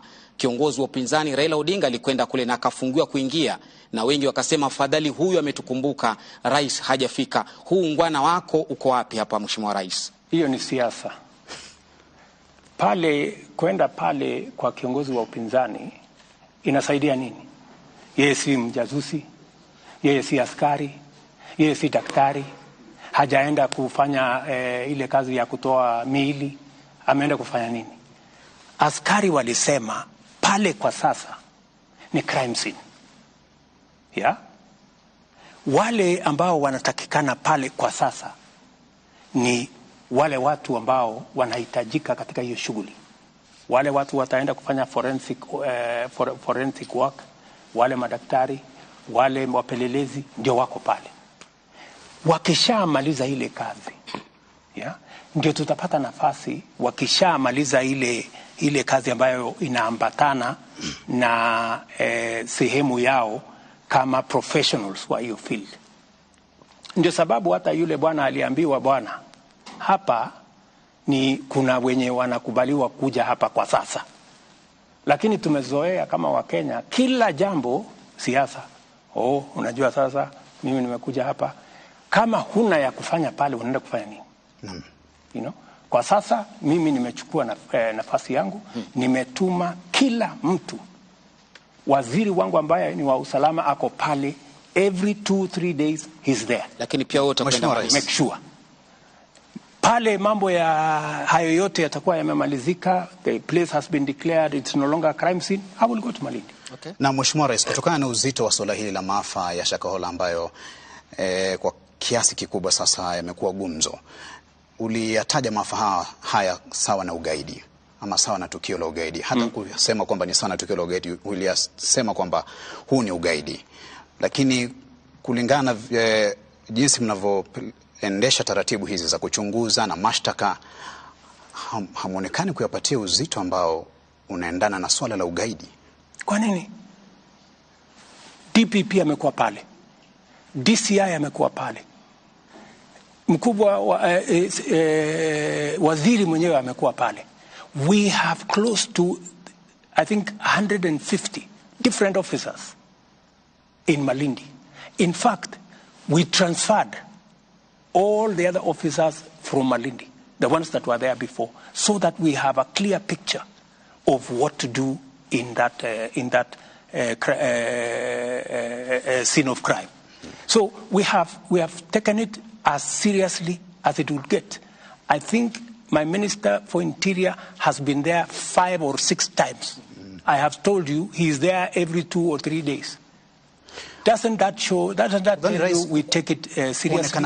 I have also appointed a judicial commission of inquiry. I have also appointed a task force to look into all the matters, so that we are not only looking at the crime itself. Okay. We have men there doing that. We are also looking at accountability, because that is what the Judicial Commission of Inquiry is going to come with. And we are also looking at how do we prevent this from happening again by appointing a task force. Okay. So if there is something in the level of seriousness, yes, Mr. President, we have taken it very seriously. Mr. President, just to be clear on this, tonight you have mentioned my fellow countrymen and women. Yes. On many occasions. Yes. Your fellow countrymen and women, the Kenyan people, want to understand why the government has locked out the media in Shakahola. Question number 2. Because the media has been locked out, your fellow countrymen and women want questions answered. Because you're the commander-in-chief and you get raw intelligence and briefings every morning here at State House. What exactly is the true picture of Shakahola? If it was meant for the media, you know, Abdi, even if you went to Shakahola, would you go and film the graves and bodies that are disintegrated and take it to the people of Kenya? Would you do that as a responsible journalist? There are ethics that guide us. We can't do that. Yes. But why the blanket? Why the blanket there is absolutely, media blackout? There is absolutely, the scene that is there is not a scene to report. Yeah? The scene that is there is not a scene to report. And my friend, what would be there to hide about graves and dead people? Surely. Tell us the true picture now.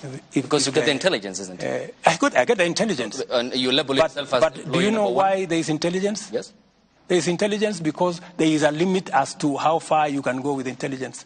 If intelligence was meant for the media, it wouldn't be intelligence. Okay, not the media per se. It's the Kenyan people who want answers. But you are the media. Hang on, Mr. President. There is a way I am going to communicate to the Kenyan people when the time comes. It's through us, the professionals in the media. That's why here we are tonight. You speak to the Kenyan people about a raft of issues. Now, the Kenyan people want to understand the concerns that they have about Shakahola. Can't you tell them, the sovereign people of the Republic of Kenya, about the truth? When the time comes for me to speak about Shakahola, I will, to the people of Kenya. When is that going to be? As it is, the people of Kenya will get information from the officers on the ground to the extent that that information can be shared. But it is not fair and it is not right, Abdi, for you to tell me that I come and broadcast intelligence information. You know that's not possible. Probably, even if you try how. Mr. President, I just want to ask you this. You receive intelligence briefs, like my colleague Ayub says. We've seen people in this country being profiled on the basis of their religion. I have to ask you this, Mr. President, and I'm sure Kenyans would want to know. You've admitted that there was some complacency from security organs. Had this been done by another denomination, would we be talking about the same thing? Yes, we would. I have always refused the blanket condemnation of any religion. That is why when, for example, Alamin Kimathi was profiled and taken to as a terrorist and taken to Uganda, I am the one who went to speak to Museveni because I know Alamin Kimathi. And it is me going to talk to him. And Alamin Kimathi is a Muslim. I received him here at the airport after he was released.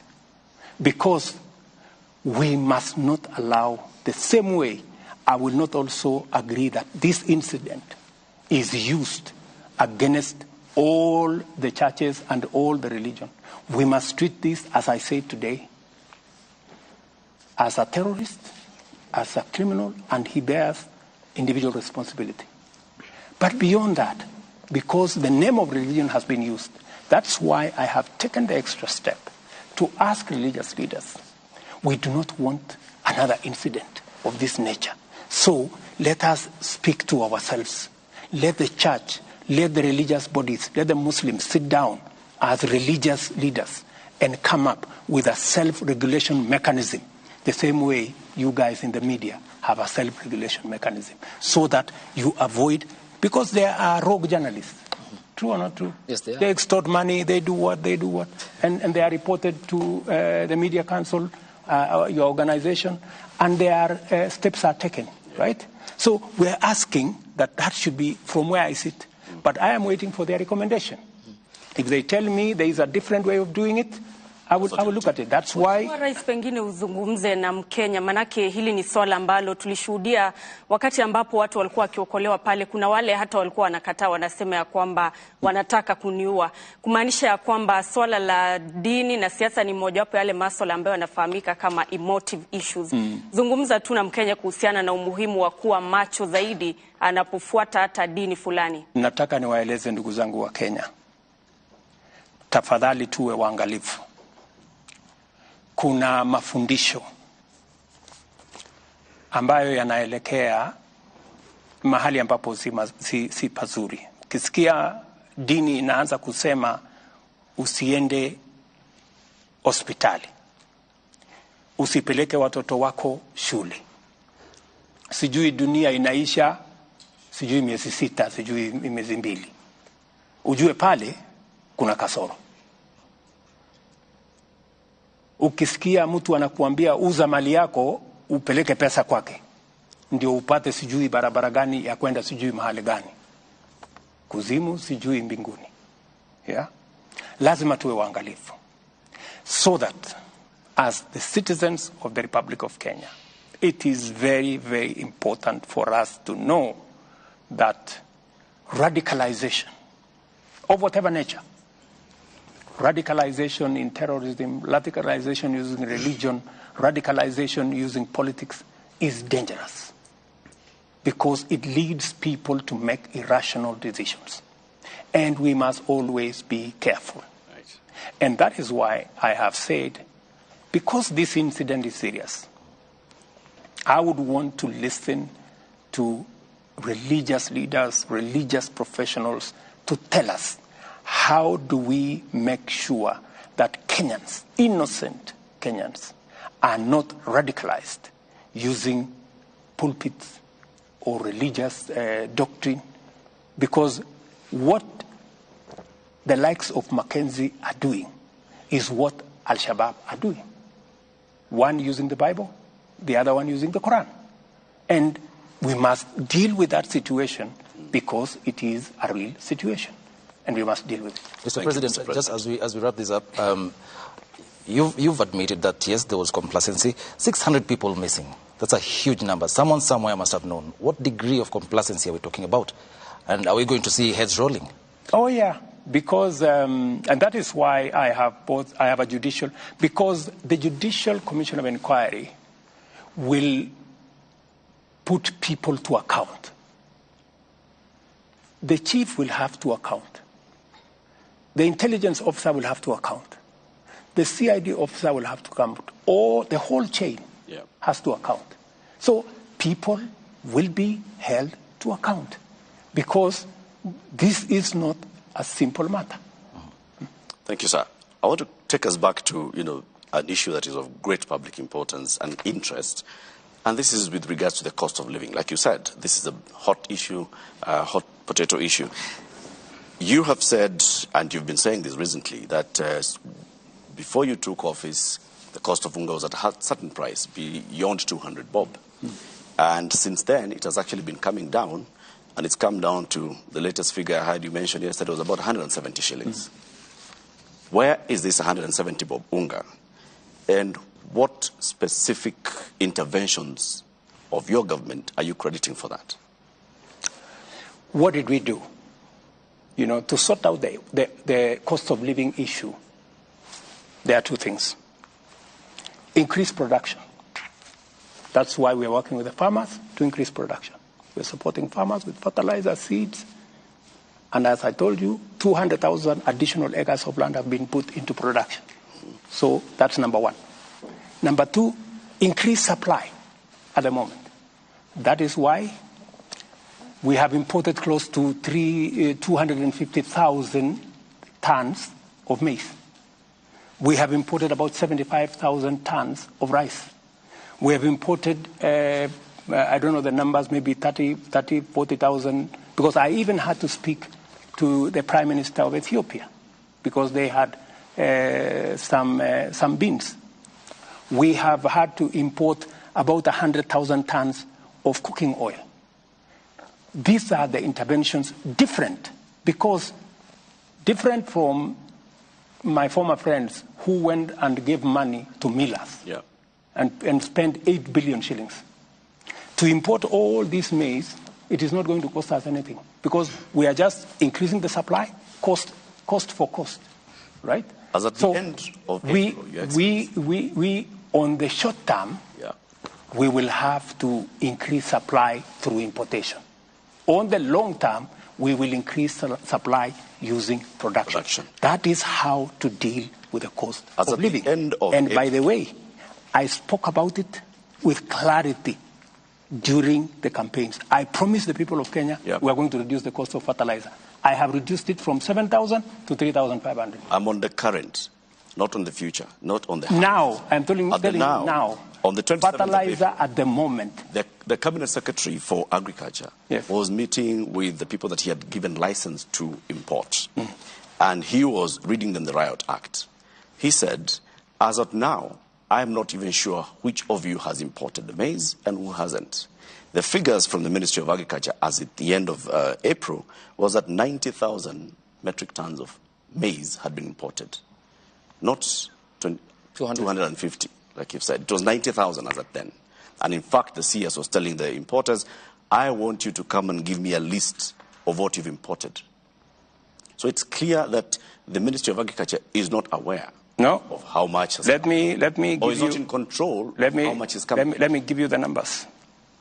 The Ministry of Agriculture gave importers. When I realized that the importers were not getting very far, I looked for millers and I sat with them here. I told them, you are the people in this business. Can you reach out to your suppliers whenever you don't have? That's how the Ministry of Agriculture brought in the millers. It was because of that frustration. Because the people that had been given the license to import failed to import. So we had to take the second queue. And I want to tell you, we have very patriotic millers, who have worked with us now. They have imported, the one I know directly, 100,000 metric tons. They have on the way another 100,000 metric tons. I don't know how far since those numbers were released the ministry has gone with the other millers, with the other importers.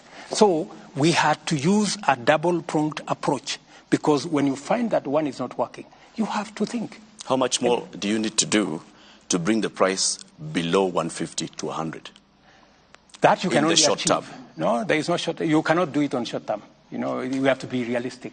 Because the cost of maize worldwide, because of the dollar situation, is high. Yeah? The only sure way, my good friend Latif, the only sure way to reduce the cost of living, to reduce the cost of food, is through production. And production, he has a question. Yes, tell me about. Well, Mr. President, there's a survey that was done by the Central Bank of Kenya that shows only 29% of farmers have received the government subsidized fertilizer. We're talking about over 70% of Kenyan farmers who've not been able to get subsidized fertilizer. We also have issues of decentralization. Some farmers have to travel for long distances. For instance, from, let's say, Embu all the way to Kitale, fertilizer. That's not true. My friend, that's not true. It is true. It is true. No. There is no farmer from Embu that goes to Kitale. Please, Eric, please. No. Your story is fake. It's not true. Mr. President, though, 70% of farmers are yet to get the government subsidized fertilizer. What do you make of that? That statistic is wrong. Yeah. I have the numbers. How many? And I monitor the numbers. By, I think yesterday, actually I have it on my phone. I monitor every day. It is on an app. It is not possible for anybody to lie to me. What percentage? By yesterday, we had done 2.7 million. Yeah? Actually, farmers had paid by yesterday 9 billion. Meaning, we had almost spent about 6 billion of government money on fertilizer subsidy. And by the way, it is the first time. And I want you to bring a farmer on TV to say that they didn't get subsidized fertilizer and that they had to travel from Embu to Kitale to get fertilizer. Na Mheshimiwa Rais, tuzungumzie hili la siasa kidogo. Hiyo jana ulionekana kinara wa muungano wa Azimio Raila Odinga katika mazishi ya Mukami Kimathi, na baadaye mkakuwa pamoja katika uwanja wa Kasarani katika mashindano haya ya Kipkeno Classic, na mlishiriki jukwaa moja mkakosoana kwa heshima.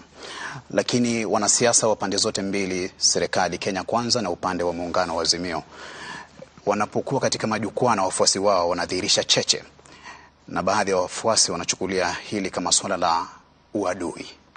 Utawaambia nini? Na zaidi pia ulisema kwamba unajua hatma ya maandamano ya Raila Odinga. Je, umeanza kushughulikia hiyo hatma? Kwanza pale tulikutana ni mahala pa mazishi, na ni kawaida kama viongozi, kwa sababu lile jambo ni jambo ambalo linatufaa sote tushughulikie, na ilikuwa ni nafasi nzuri ya pia kuzungumzia mambo yaliyoko katika taifa letu la Kenya. Pale kiongozi wa upinzani alisema vile aliona, akasema punda amechoka, akasema mimi siambiwi ukweli, ushuru nisipandishe. Na mimi pia nikachukua muda nimueleze, na akasema ananijua. Na ni kweli, kwa sababu nimefanya kazi na yeye, tulikuwa pamoja katika chama. Pia nikachukua hiyo nafasi kusema pia vile ananijua na mimi namuelewa. Pia na kumsoma. Yeah. So, ikawa ni nafasi nzuri yeye aseme na mimi pia nikasema. Na pale pia nilipata nafasi ya kueleza wananchi wa Kenya kwamba hili propaganda, serikali hii tu kazi yake ni kuongeza ushuru, nikamweleza tumepunguza ushuru zaidi ya ile tumeongeza. Tumeondoa bilioni 15, bilioni 500 ambayo ingekuwa katika budget kama wao ndio wangeendesha serikali. Tumeondoa ushuru kwa mambo ya fertilizer, raw material. Tumeondoa ushuru kwa mambo ya clinker, kwa simiti. Tumeondoa ushuru kwa samaki. Tumeondoa ushuru kwa mambo ya furniture. Tumeondoa ushuru kwa mambo ya mahospitali, equipment ya hospitali. Tumeondoa ushuru kwa chuma na simiti kwa sababu tunataka kukuza manufacturing yetu. Tumeondoa ushuru katika sehemu karibu 15. So sio kweli hii porojo inaendeshwa na wenzetu wa upinzani wakisaidiwa na vyombo vya habari kwamba serikali hii inaendesha tu mambo ya kuongeza ushuru. Sio kweli bana. Na utawaambia nini vijana ambao ni wafuasi wenu kutoka pande zote mbili, upande wa Kenya Kwanza na upande wa Azimio, ambao wanachukulia tofauti zenu za kisiasa kama uadui ama swala la kufa kupona? Tofauti za siasa ni tofauti ya maoni na tofauti ya sera. Nilimweleza ule ndugu yangu na namheshimu kwa sababu ni mzee, namheshimu kwa sababu ni kiongozi. Nikamweleza kwa heshima ya kwamba wewe unaamini kusubsidize consumption, ambayo ni njia moja, lakini kwangu mimi ni njia bure. Mimi naamini kwa kusubsidize production. Ndio tofauti, maoni tofauti. Lakini baada ya ile mkutano, si tulikuwa pamoja Kasarani? Tukaendesha, tukaona riadha ikiendelea. Na naibu wa rais hakuwa pale Kasarani. Leo tukakuwa pale. Mlifanya mazungumzo yote ya kando kuhusu masuala ya kitaifa? Tulikuwa hapo kuzungumza chochote kuhusu. Wacheni fitina bwana. Mr. President, uwepo wako na ukaribu wako, msisome mambo ambayo hayako. Uwepo wako, kuzungumza chochote kuhusu mazungumzo kati ya serikali na Kenya Kwanza na Azimio. Wewe unasema my deputy hakuwa Kasarani. Ni huyo amesema. Ni mimi ndiye aliyesema. Sasa nakuuliza wewe, alikuwa amekuambia atakuwa Kasarani? Ndio ukasema mbona aliniambia atakuja Kasarani? Picha iliyotambwa mtandaoni na inazungumziwa na Wakenya kwamba ukaribu wako naibu wangu wa rais alikuwa na shughuli Nyeri. Na Raila Odinga. Sasa ulikuwa unataka aje Kasarani afanye nini? Na alikuwa na shughuli Nyeri. Okay, Mr. President, je, kuna tokota mkono wa heri wa handshake kati yako na Raila Odinga? Allow me waona jana na hata leo. Allow me, Mr. President, to get to the substance element of that conversation in Nyandarua County yesterday. And you premised your government on growing the revenue streams and scaling down on borrowing. That's what you campaigned on. Absolutely. Okay. And I am spot on. Okay. Allow me to quote this treasury data, which shows between October and April, that is last year until April the previous month. Treasury data shows that the new administration, the Kenya Kwanza administration, tapped into loans worth 425 billion Kenya shillings, which is more than 434.6 billion that the Jubilee government borrowed in the same period when it came to power in 2013. You are therefore above by what Uhuru borrowed at the same period by 17.4 billion Kenya shillings. Why the contradictory position? It's not contradictory. Why borrow more? The budget, my friend, we are using is Uhuru's budget. The budget you will hold me to account is the one we are discussing.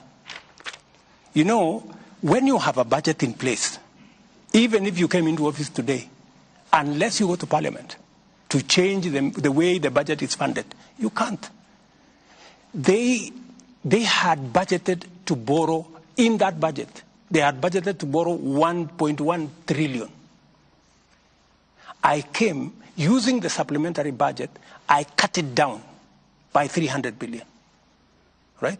But you see, the train had left the station.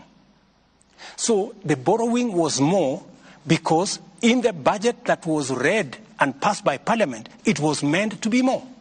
All I did is that it wasn't as big as they had anticipated. They had actually wanted to borrow 1.1 trillion. Your Excellency, which I cut down. Budget deficit as at June last year for the current financial year, the budget deficit that had been approved by Parliament was 833 billion shillings.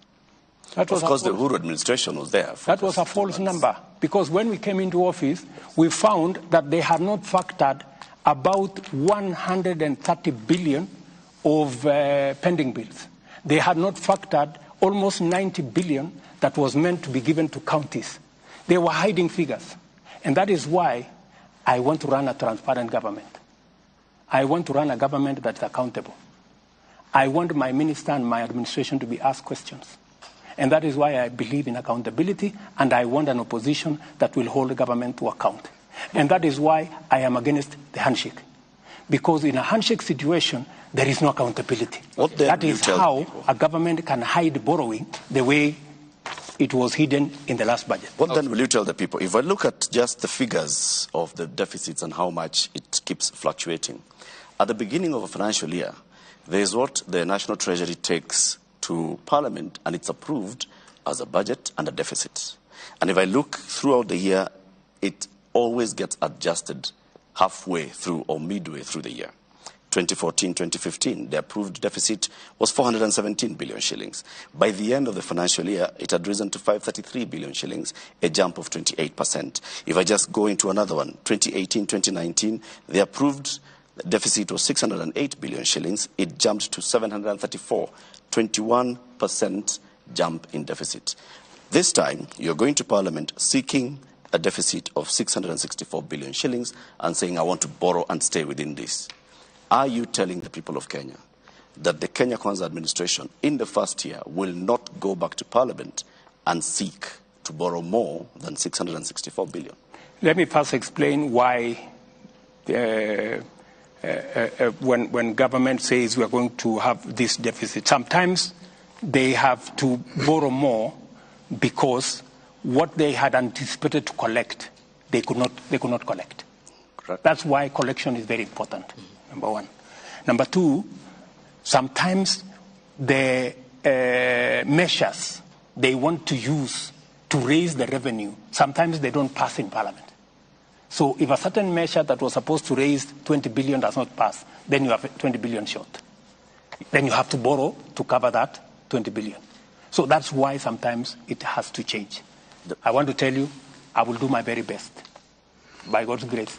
If Parliament approves my budget the way it is, I will, to the extent possible, make sure that I live to the commitment I have made to make this budget, the deficit, to come down from the current 5.7 to 4.4. And I want to move it further next year.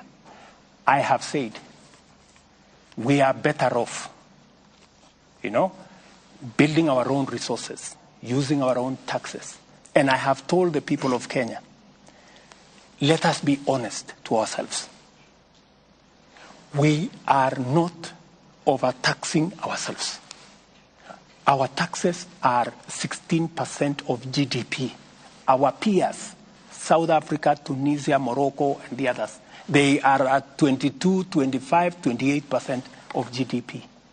If we have to measure up our public goods, if we have to build the roads, if we have to get our education up to standard, if we have to get our health and water and all the other public goods up to standard, we have to pay taxes. We have to agree which areas, can we stimulate so that we do more manufacturing, we do more value addition. By the way, part of the reason why we are in this hole is because our manufacturing came down, from 9% of GDP to 7%. I want to move it to 15%. By the way, our exports as a percentage of GDP came down from 28% 8 years ago to 10% this year. We just stopped exporting. That's why, if you look at the budget this year, we have introduced export and investment promotion levy on goods that can be manufactured in Kenya. Whether it is cement, we have enough capacity to manufacture. Whether it is clinker, we have enough to manufacture. Furniture, steel. Where we have enough capacity to manufacture responsibly as a country, we must stop importation. We must have, from Kenya. And that is why, if you look at my whole budget, I am doing two things. Where we cannot avoid, we raise taxes that are paid by the majority of Kenyans, like VAT on fuel. What we have also done, we have reduced RDL, Railway Development Levy, from 3.5% to 2.5%. We have reduced IDF, import declaration fee, from 2% to to 1.5%. We have also reduced many other taxes because I am sensitive that we have to be careful how we tax. We must tax responsibly. Yeah. It is possible for us to move our tax as a percentage of GDP from 14 to 16%, as I am proposing in the budget, responsibly. We can balance out. That's why we are removing tax on gas. We are adding tax here because we want to balance. And we want to make sure that everybody, for example, let me give you another example. We have reinstated before COVID,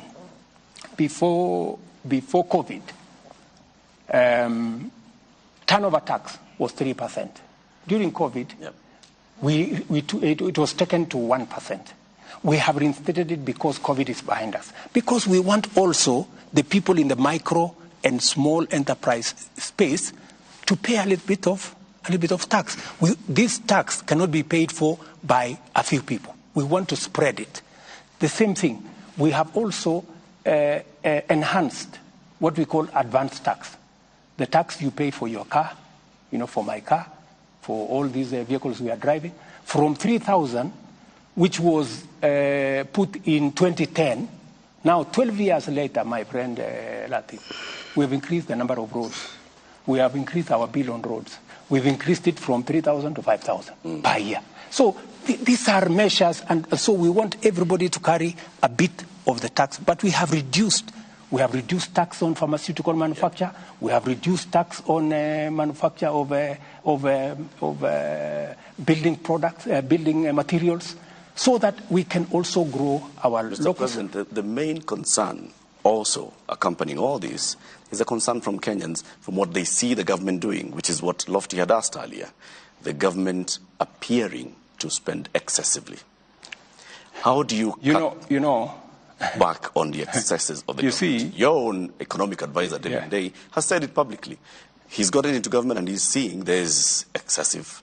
And David is speaking the truth, and that is why we have cut down on unnecessary expenditure. That's why we were able to reduce the budget by 300 billion. That's why in this year's budget, we've been able to reduce from, instead of borrowing 1.1 trillion like the former regime, we are now going to bring it down to 600, those numbers you read, 660 something. So we are responsible. Okay. You're telling me you increased 90 million that was borrowed by State House. Yes. What used to happen? The office of the deputy president has been shut. So if you have to reinstate the operations of the office of the deputy president, when I was there, what happened? The office was, I was paying from my own pocket fuel for my cars. I was paying for tea in my office. I was paying for allowances for my drivers and everybody. It was not fair. But you see, I respect my deputy. I want my deputy to run his show. And I want my deputy to work in an office that works. My deputy is very busy. Today, he can hardly have time. He is permanently in the office because I have assigned him responsibilities. For example, I assigned him the responsibility of making sure that no Kenyan dies.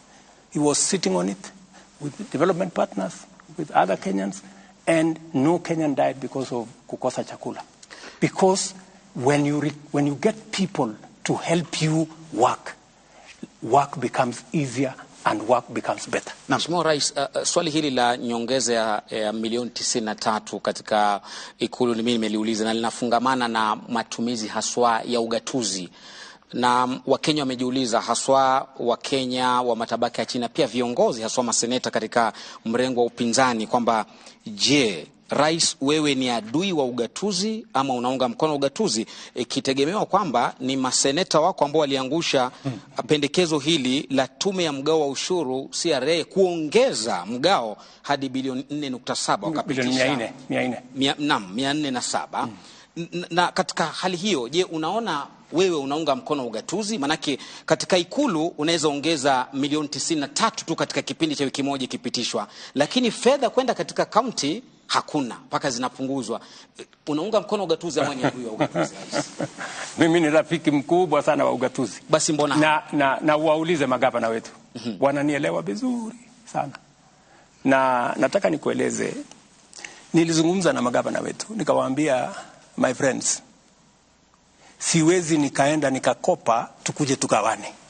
Hapana, hiyo siwezi kufanya. Hivyo ndio tulikuwa tunataka tufanye. Hapana. Nikawaambia tugawane ile ushuru tumeokota. Ile ya kuenda kwa sababu mwaka uliopita iliisha mwaka kama tuko na deni ya karibu bilioni 90 pesa ya makaunti. Mimi ndio nimekuja kuilipia. Na ni kwa sababu tulijidanganya, tukawaambia tutawapatia pesa kiasi hii. Haikupatikana hiyo pesa. Ikabidi ivuke iende mwaka unaofuata. So mimi nimewaambia safari hii, ndugu zangu, budget nimepunguza borrowing, ile mikopo kutoka karibu trilioni 1 mpaka milioni 600. Kila mmoja wetu akaze mshipi. Yeah? Sisi tutakaza mshipi upande wa serikali ya kitaifa na kila mtu. Na ndio sababu tulikubaliana na wao pesa ambazo tutagawanya kwa counties ni bilioni 385. Kwa hivyo uliwashawishi maseneta wako kuangusha ile pendekezo? Sio maseneta, niliwashawishi magavana. Lakini pendekezo ile liliangushwa pale wakati wa kupiga kura. Je, kulikuwa na mkono wako kwamba wale maseneta wanaogemea upande wa Kenya Kwanza waangushe? Wale maseneta ni viongozi. Wako na akili. Ndio walichaguliwa. Ile kazi ni kazi yao. Lakini wale wananisaidia kazi ya kuendesha serikali. Kwa sababu mimi na wao tulichaguliwa upande mmoja. Mimi na wao tuliuza sera pamoja na wao. Kwa sababu ni viongozi wa Kenya Kwanza na wanaelewa mpango wetu. Na wanaelewa budget yetu. Na wanaelewa kiasi ya pesa tuliyoko nayo. Na mimi nataka nikuulize, kwani wale magavana hawatoki kwa kaunti? Kuna gavana wazimu hataki pesa iende kwa kaunti yake. Lakini you have to be realistic. You live within your means. Lakini magavana wao hawa wamekukilia kucheleweshwa kwa pesa, mishahara na kadhalika. Na ndio nimesema, as decent, responsible people and leaders, we cannot live beyond our means. We have to be brutally honest with ourselves. What is possible and what is not possible. And I have sat down. I am the only president who has taken a lot of time. I have sat down with governors for 2 days. We have agreed on what we are going to do. We have agreed on joint plans. In fact, we have agreed with the governors that we are going to co-invest, just to show you the level of comradeship between my administration and the governors. We are going to jointly sponsor county, aggregation, and industrial parks. I have put 5 billion shillings in the budget to support that county function because I want to reduce post-harvest losses. I want to bring on board value addition because that will happen if there is a partnership between the counties. Agriculture is devolved. They will work and aggregate because the power of aggregation helps us to provide storage. Therefore, we minimize post-harvest losses. It also gives us an opportunity to create volume where we can market. And number 3, it gives us an ecosystem for us to value add so that we can take it forward. And by the way, in those, just let me finish. In those county aggregation and industrial parks, we have also linked them to commodity exchange and warehouse receipting so that counties can be linked. So that, because, you know, the problem we normally have is there is plenty in one corner of the country and there is scarcity in another corner of the country. And in between, there is no mechanism of how do you make sure that you close the gap between where you are in another corner, food is going to waste because it is too much and it cannot be absorbed. On another corner, people are dying or people are hungry because they didn't have food. So commodity exchange and warehouse receipting is going to link the county aggregation and industrial. I have a direct question on that, Mr. President. So 385 billion shillings is the proposal to go to counties as revenue share. And then there's the extra conditional grants at 44 billion shillings. Correct. foreign finance projects at 33 billion shillings, county industrial parks at 4.7 billion shillings, Exactly. medical equipment scheme at 5.9 billion shillings, county headquarters 454 million shillings, and some money coming from the judiciary 108 million shillings. It comes to 429.7 billion. Now, all the others that I've mentioned sound like the national government giving money to the counties to do the national government's work. Why not give counties 429 billion shillings to determine where they want to invest their money? It is the nature of the law. The law provides some of those resources come from development partners, and we negotiate with development partners. Sometimes it is we have to receive the money as national government, because sometimes development partners cannot go and sign 47 agreements.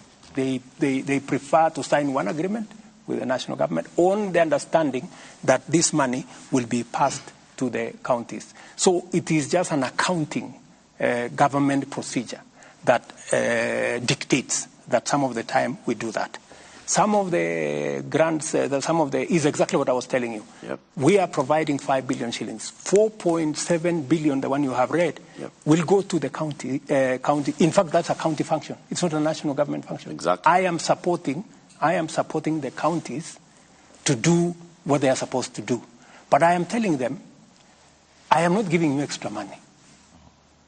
Because I have an interest in the county aggregation and industrial park.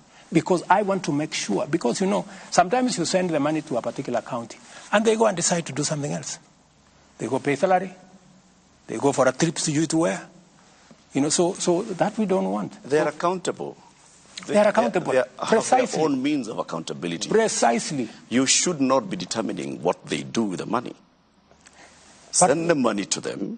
The Senate will discuss the county allocation of revenue and pass it. That's not how it works. According to the formula by CRA, the money goes to the counties. That's not how it works. Why do you want, Mr. President, the national government to determine what projects are going to be done by functions that are devolved? We have already agreed in advance.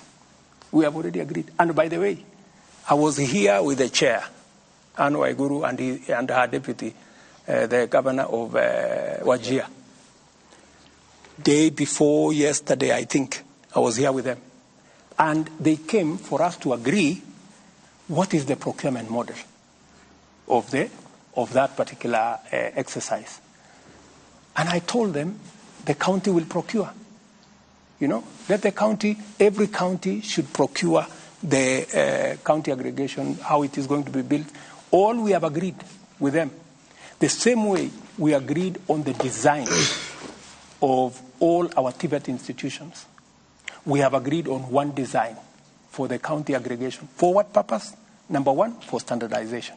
Number two, to avoid another architect going to charge Sijui 20 million because they have gone to some place. And so we are approving one generic design. And that is the design that is used everywhere. We have done it with Tibet. It is very successful.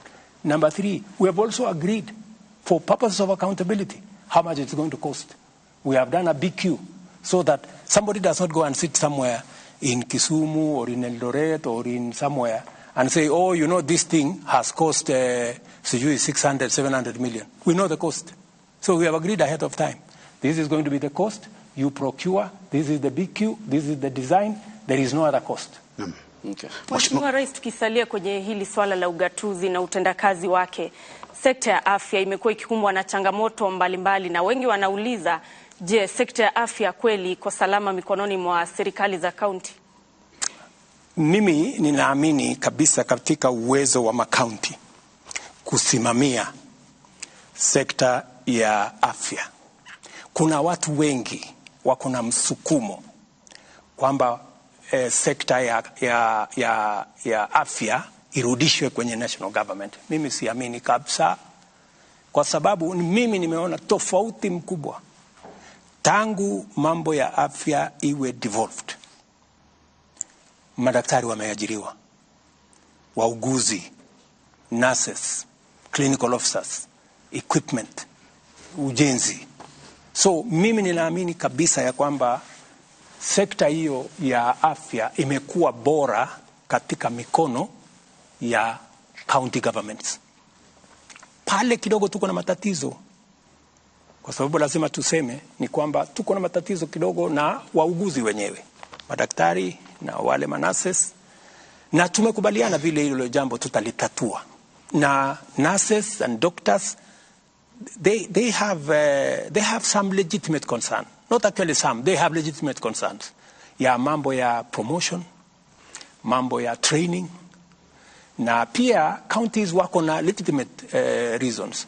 And that is why tumekubaliana na county governments. Tumeketi chini, tukasema we are going to operationalize part of the law that was not operationalized on human resource, that is going to help us jointly with county governments to work on the human resource element. How are we going to make sure that the doctors are trained? When they go on training, what happens? Because counties wanatuambia madaktari 10-20 wameenda training miaka 4, bado wanapata mshahara katika county. Kwa hivyo hawawezi kuajiri daktari mwingine miaka 3, miaka 4. So lazima hapo pia tuketi chini, ni vipi ni wakienda katika training, nani atagharamia hiyo training?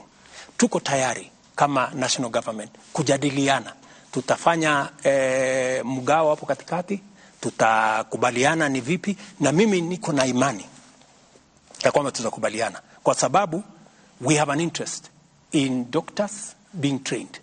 We have an interest in counties being able to provide service. So we must strike a balance. That has been the issue.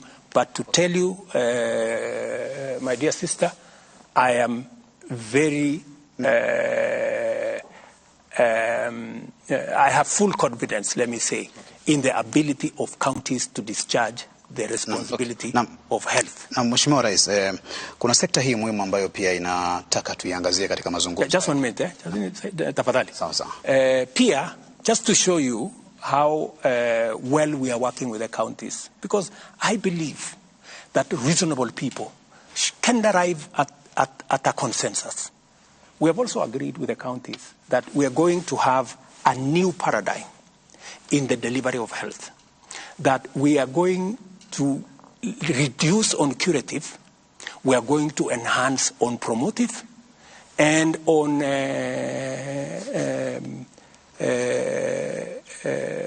preventive. Those two, on preventive and promotive. And that's why we have agreed with them that jointly between the national government and the county government, under the new plan that I am pushing, we are going to change what we call today community health volunteers. We're going to change them to community health promoters so that we can pay them a stipend and we can also equip them. We are currently procuring about maybe 2-3 billion worth of equipment for community health promoters. These are close to 100,000 people in Kenya. Okay. And we are going to allocate every community health promoter about 100 homes. So permanently, home to home, they will be visiting. Wako na kitu ya kumesha pressure, ya kumesha sukari, ya kupima kila kitu. You don't have to go to hospital. Na mambo ataanza kukueleza hapa kuna matatizo. Okay. Tafadhali enda hospitali, enda pale dispensary. So we are changing, and I am very happy with the partnership we have with the county. Excellency, in relation to that, and my colleague will come in on another note. There is a brewing scandal at the Kenya Medical Supplies Agency, KEMSA. And this is in relation to the bungling of the Global Fund, which is about 3.7 billion Kenya shillings. We understand that the donors are unhappy because of the flaws in the procurement process. And there seems to be systemic corruption that we aren't talking about. And to an extent, you mentioned that during your campaigns of the scandal at the KEMSA, which is the Kenya Medical Supplies Agency. What then will your government do? Because you have talked about the hospitals, the facilities and the personnel, but there needs to be the medication that will come from this agency. How will you address the problem of corruption at KEMSA? watch this space. What you have said is correct. So, and I am doing something about it. I don't want to speak about it now. We'll see results then? Yes, you will see results. Mr. President, I want to give you my commitment. I will clean up cancer. Whatever it takes. Mr. President, whatever it costs, I will clean it up. Related to that, what is your philosophy really about corruption in the country? Do you think it's a big problem? And the people, the high-profile people who had cases before you came to power, and we've seen the Directorate of Public Prosecutions dropping their cases. From where you sit, do you feel they are innocent? It is not for me to judge anybody to be guilty or innocent. Some of them are your allies. The commitment, even if you are my friend, how do I know whether you are corrupt or not? You know, even if you are my ally. So the ability to judge whether one is innocent or not is with the criminal justice system and the investigative agencies. Okay. The commitment I made to the people of Kenya is that I will build the institutions that will deal firmly and decisively with corruption. It is not going to go away in one day. We will have to put up a real fight. And as I do it at a personal level, we have to support the institutions that will help us deal with it as a way of ensuring sustainability. That is why I said the financial independence of the DCI, of the police, of the investigative agencies must get out of the office of the president. Let them run their budget, investigate whoever they want. And I have been very clear to the DPP, I have been very clear to my friends at EACC not to call me on any matter. And I also promised them I will not call them on any matter. Let them prosecute everybody that they want to prosecute. There were days that because somebody is senior, or the president has to be informed, I told them I don't want to be informed. If somebody has been found guilty of anything, they should be dealt with in accordance with the law. Let me also tell you, it is the same reason that I am enhancing the budget for the judiciary, because I want the judiciary to appropriate their responsibility and mandate to deal with corruption firmly, decisively, but also in a timely manner, so that we don't have corruption cases running for 3, 4, 5, 10 years. They must be dealt with expeditiously. And that is the clarity that I have made to the judiciary, that we respect their independence. The Chief Justice is free to call me whenever she has called me a few times to discuss with me. She wants additional charges.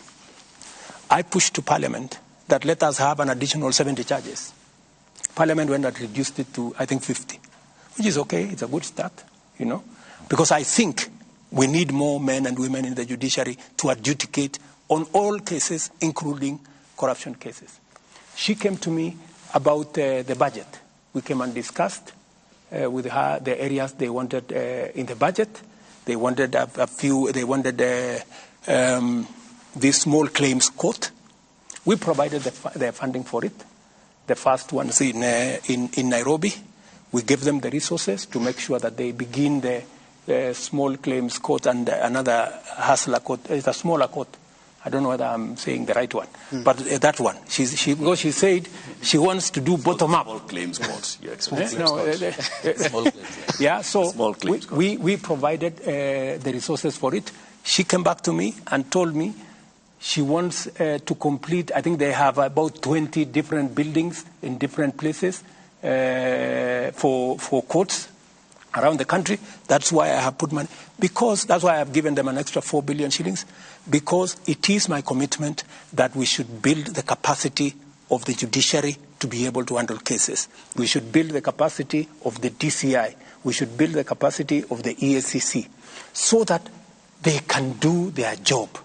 I cannot do everything. I'm a human being. That's true, Your Excellency. With the capacity also comes responsibility. Yes. Those officers that you've mentioned are the ones that have been involved in what we can call the debacle about dropping of cases.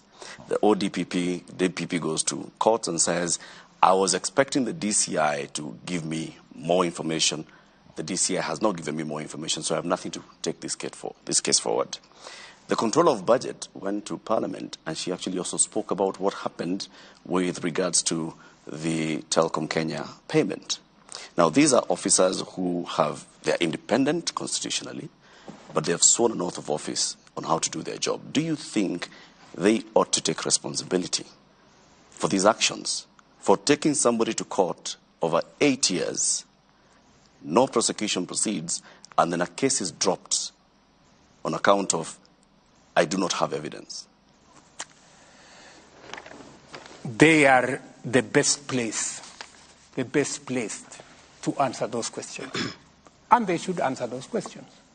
I mean, if you've taken somebody to court for 8 years, and then you actually did not have a case against them, it was orchestrated, it was malicious, you have something to answer, because my understanding from what I have seen in the courts is that there are people who have been taken to court and the cases have never moved, from day one.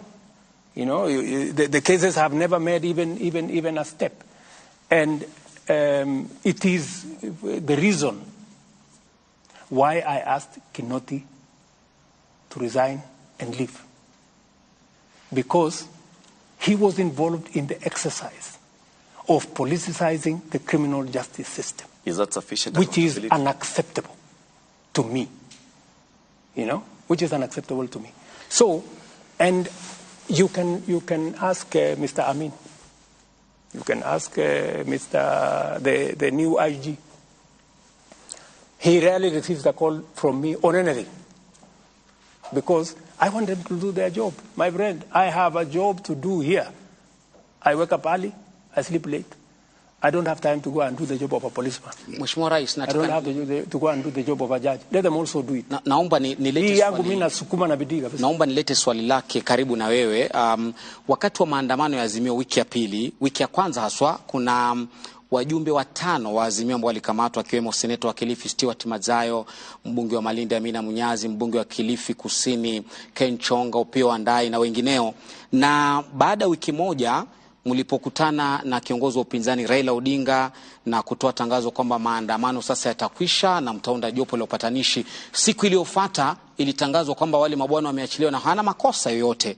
Je, waliachiliwa kwa msukumo wa kisiasa ama ni hivyo ninavyozungumza kwamba ni kazi ya mtu si yako? Kwa nini sadfa hii ya kwamba leo mapatano, kesho waachiliwa waliokuwa na makosa jana? Kwanza hatukukutana na kiongozi, hiyo ni story yako. Hatukukutana na kiongozi wa upinzani. Nilitoa taarifa yangu, yeye akatoa yake. Hatukukutana. Hiyo ni ya kwanza. Pole kama kuna mtu alikuambia tulikutana. Jambo la pili. Hiyo swali lingine ya pili. Lakini muhimu kwamba kulikuwa na upatano katika taarifa zenu mbele ya Wakenya, mbele ya umma. Hiyo ya pili ndugu yangu Matambo. Naam.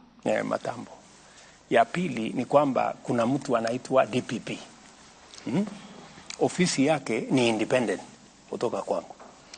Ningekuomba kwa heshima umtafute na umuulize haya maswali. Atakujibu. I am sure you will answer. Hili swali wa Kenya walijiuliza, ndio maana mimi nimekuuliza kwa nini sadfa? Mimi nilifanya yangu ya kama rais. Mimi nilisema kwa sababu hawa ndugu zetu wamesema ya kwamba wanataka wacha niseme hivi, sitaki kusema sana.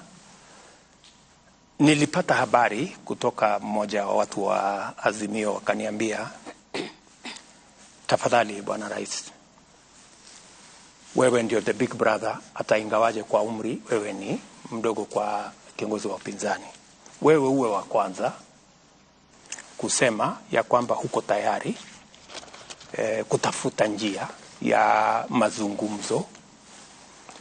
Nikawaeleza mimi mazungumzo sina shida, bora sio mazungumzo ya handshake.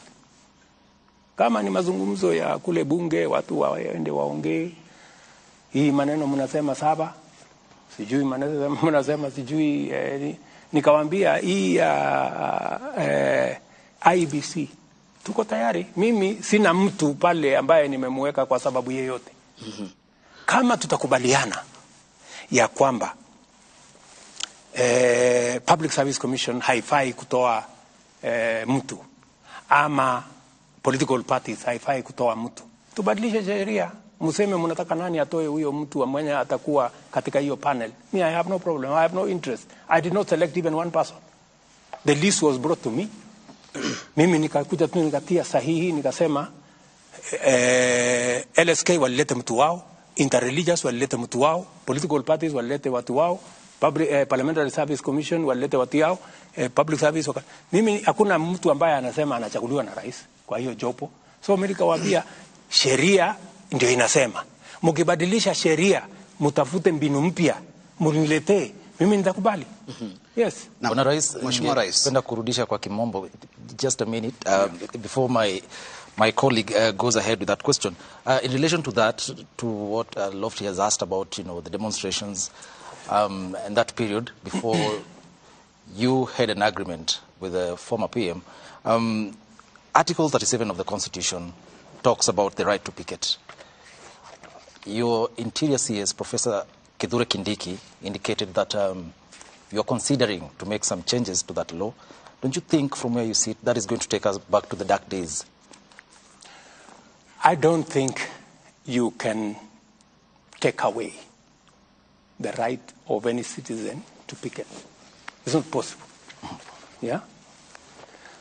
But we can all agree the way in which it is done. We can all agree. Other countries have dedicated a street where people can picket from morning up to evening.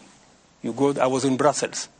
There is a street there where people are permanently there. Huyu anasema yake, ako na malalamiko sijui ya nini, ule mwingine anasema malalamiko ya nini, na iko media hapo, unasikizwa yako, inachukuliwa na media, inasikizwa ya ule. So, dunia inaendelea bila ya kusumbua wale watu wengine wengi. Kuna mahali imetengwa hapo ya watu kusema hiyo maneno. Hiyo ni sawa. So, tunaweza kukubaliana. Ile ambayo mimi ninaona haifai, ndugu zangu, ni kutumia picketing kuzusha ghasia na fujo na vita, kuharibu mali ya wananchi. Nobody has any right, my good friend. Nobody has a right. Hata kama biashara ni ya mama mboga hapo, unaenda unakanyaga mboga yake. Wameenda sijui pale hapo Kisumu, jamaa moja wameenda wakakula viti yake kwa restaurant yake, ule jamaa alikuwa analia machozi hapo nje. Wameenda sijui supermarket nyingine hapo Utawala, ama ilikuwa ni wapi pale Mbakasi, loot. That's not picketing. That's criminality. And those hiyo maandamano yote si kuona any peaceful maandamano, ilikuwa ni fujo, vita, ghasia nini. So it's not working. So we need to agree, the right to picket must be protected. Okay. Naam. But the how is important.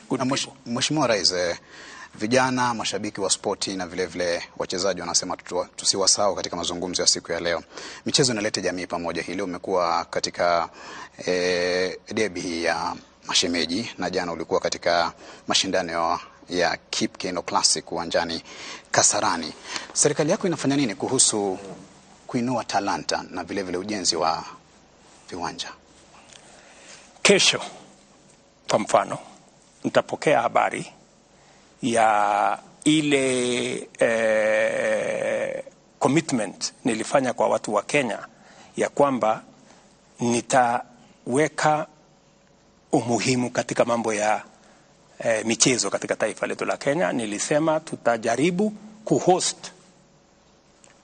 Africa Cup in 2027. We are launching our bid on Wednesday, right?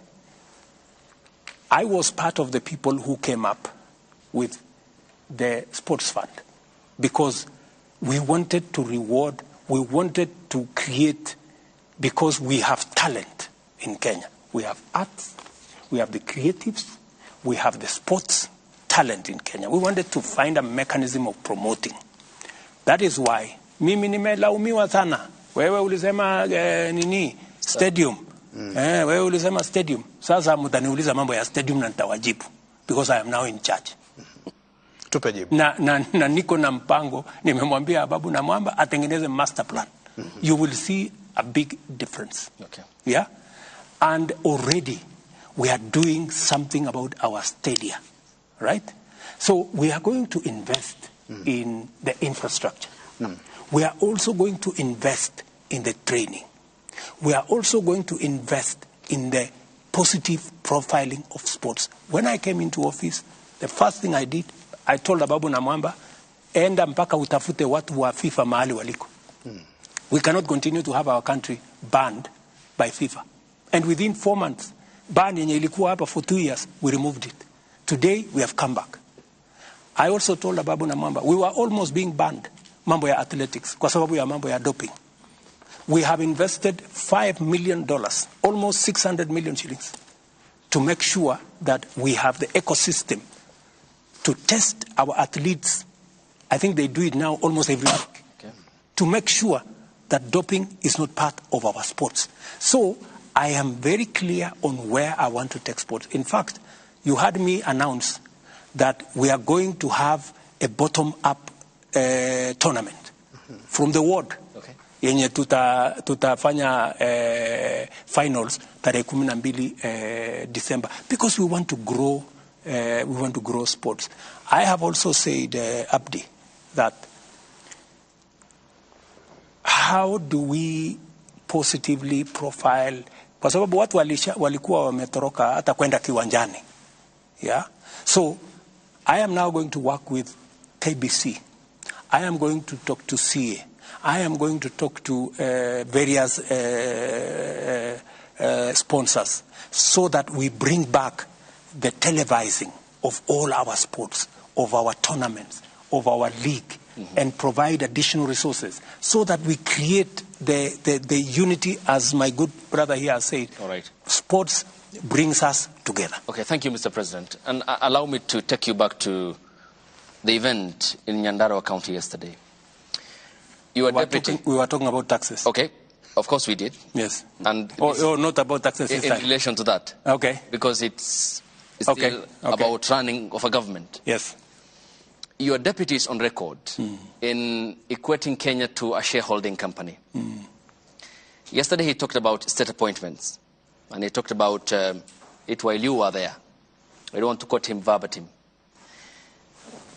In regards to state appointments that you make as the commander-in-chief and the symbol of national unity, is it a right for others and a privilege for the rest, yet your government expects all Kenyans to pay taxes? It is a right for every Kenyan. What do you say about the sentiment by your deputy? My deputy is a very eloquent person. It doesn't matter the eloquence. I suggest... Is Kenya a shareholding company? I suggest you go and ask him those questions. Okay.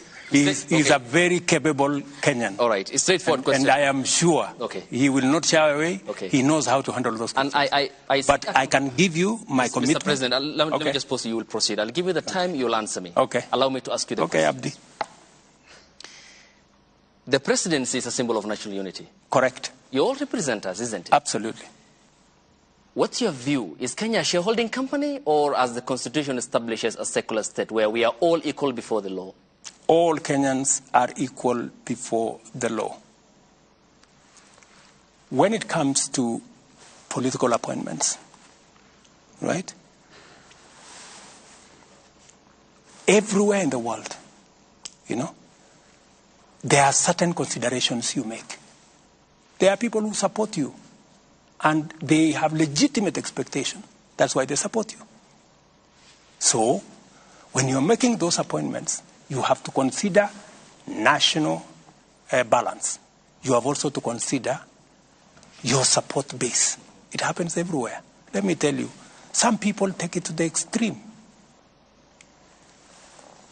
You can never accuse me or this administration that I have taken my daughter or my son or my relative and made them an MP or made them a minister or made them something. I will not do that. Yeah? I will not do that. Our competitors do that. They go take their children, they take them here, they take them there, they take them... That I will not do. Because I understand where I am coming from. Right? Let me also tell you the following. Sometimes, because of our, obsession, allow me to use that word, it's a bit negative, because we are too much interested in this tribe, this guy is this tribe, this guy is this tribe, this guy is this tribe. We get too absorbed in tribe identity, identity politics. It's time we transited from identity politics into politics of interest. Abdi, the 36,000 housing units that I have launched for construction, there are close to 100,000 Kenyans working. There are Kenyans from all over the place. Nobody asks them when they go to those construction sites as quantity surveyors or technicians or electricians, or nobody asks them which tribe do you come from. I was in Homa Bay to launch the same. And this program of housing is going to be in every corner of the Republic of Kenya. We're going to make sure so that we begin to walk away from 3, 10, 20 appointments. We are so obsessed. It's because of this scarcity. We are so obsessed with 10 people or 20 people. You will discover, for example, it doesn't matter. Even if I appoint 20 people from a certain community, let me not mention any community, it will not change the dynamic. People from that community, millions are still on the street. Wengi bado wako kwa dimanga pale. How do we, Abdi, instead of arguing about 3, 4, 5, 10, 15, 20 appointments, how do we create the ecosystem that will employ Kenyans in millions? Kenyans in every part. Right. How do we make sure that we have a program in Kakamega that will employ 10,000 young people? We have a program in Kwale. That is the program I'm looking for. And that is why, Abdi, I am telling you, and I want to persuade my fellow countrymen and women, please, let us invest our resources in projects and programs that will create 3, 4, 5 million jobs for the people walking in our streets, our own children, our own blood and flesh walking the streets. Don't walk away from them. Don't say, I have a job. How is it my business to bother about the fellows who don't have a job? Right. Surely. We have a responsibility, Abdi. You agree with me? We have a responsibility. Okay. We have a responsibility, yes, we do. Taking you back from that housing element, you have parachuted into that. Yeah. And it seems to be it's because I am very passionate about it. Seems to be because I see an opportunity for this country to change. Thank you. It seems though it looks like a semantic evasion. Final question on this. Yes. Because it's still on appointment. You said the expectation from those who supported you during the campaigns, and you have to place them somewhere in your government. Good example. Hypothetically, we are seated here. Mm-hmm. Ayub was your supporter, say, for example, during the campaigns. Pardon? Ayub was supporter. I supported you, your campaigns, by financing, but I have no qualifications. Eric Latif didn't support you, but is a Kenyan like me who expects to serve his country. He has the qualifications. He has the merit, for example, let's say. Between me and Eric in your government, who will you pick? I will pick Eric. But that is not the case in many aspects. That is the case. It isn't. That is the case. You have made political appointees. That is the case. Awarding competency. And I appointed General Ogola. General Ogola is among the people who went to Bomas to try and overturn my victory. Do you know that? But because when I looked at his CV, he was the best person to be general. I called him and I sat him down. I told him, my friend, you went to Bomas to try and overturn my victory. But because you are the best person to be general, I'm going to give you the job. That is how it works with me. That's why I told you, if a person has the qualification, if he is the best for the job, I will give him the job. But that is the military. There's a code of conduct for the military and how politics works in Kenya, Mr. President. Let me tell you, my friend, I had the opportunity. I could have appointed anybody. I had, I think, 10 choices. I didn't have to. You know, there are people who say, oh, you know, William Ruto appointed Ogola because he was the deputy CDF. That's not the case. I made the decision consciously. And I made the decision against the advice of many people.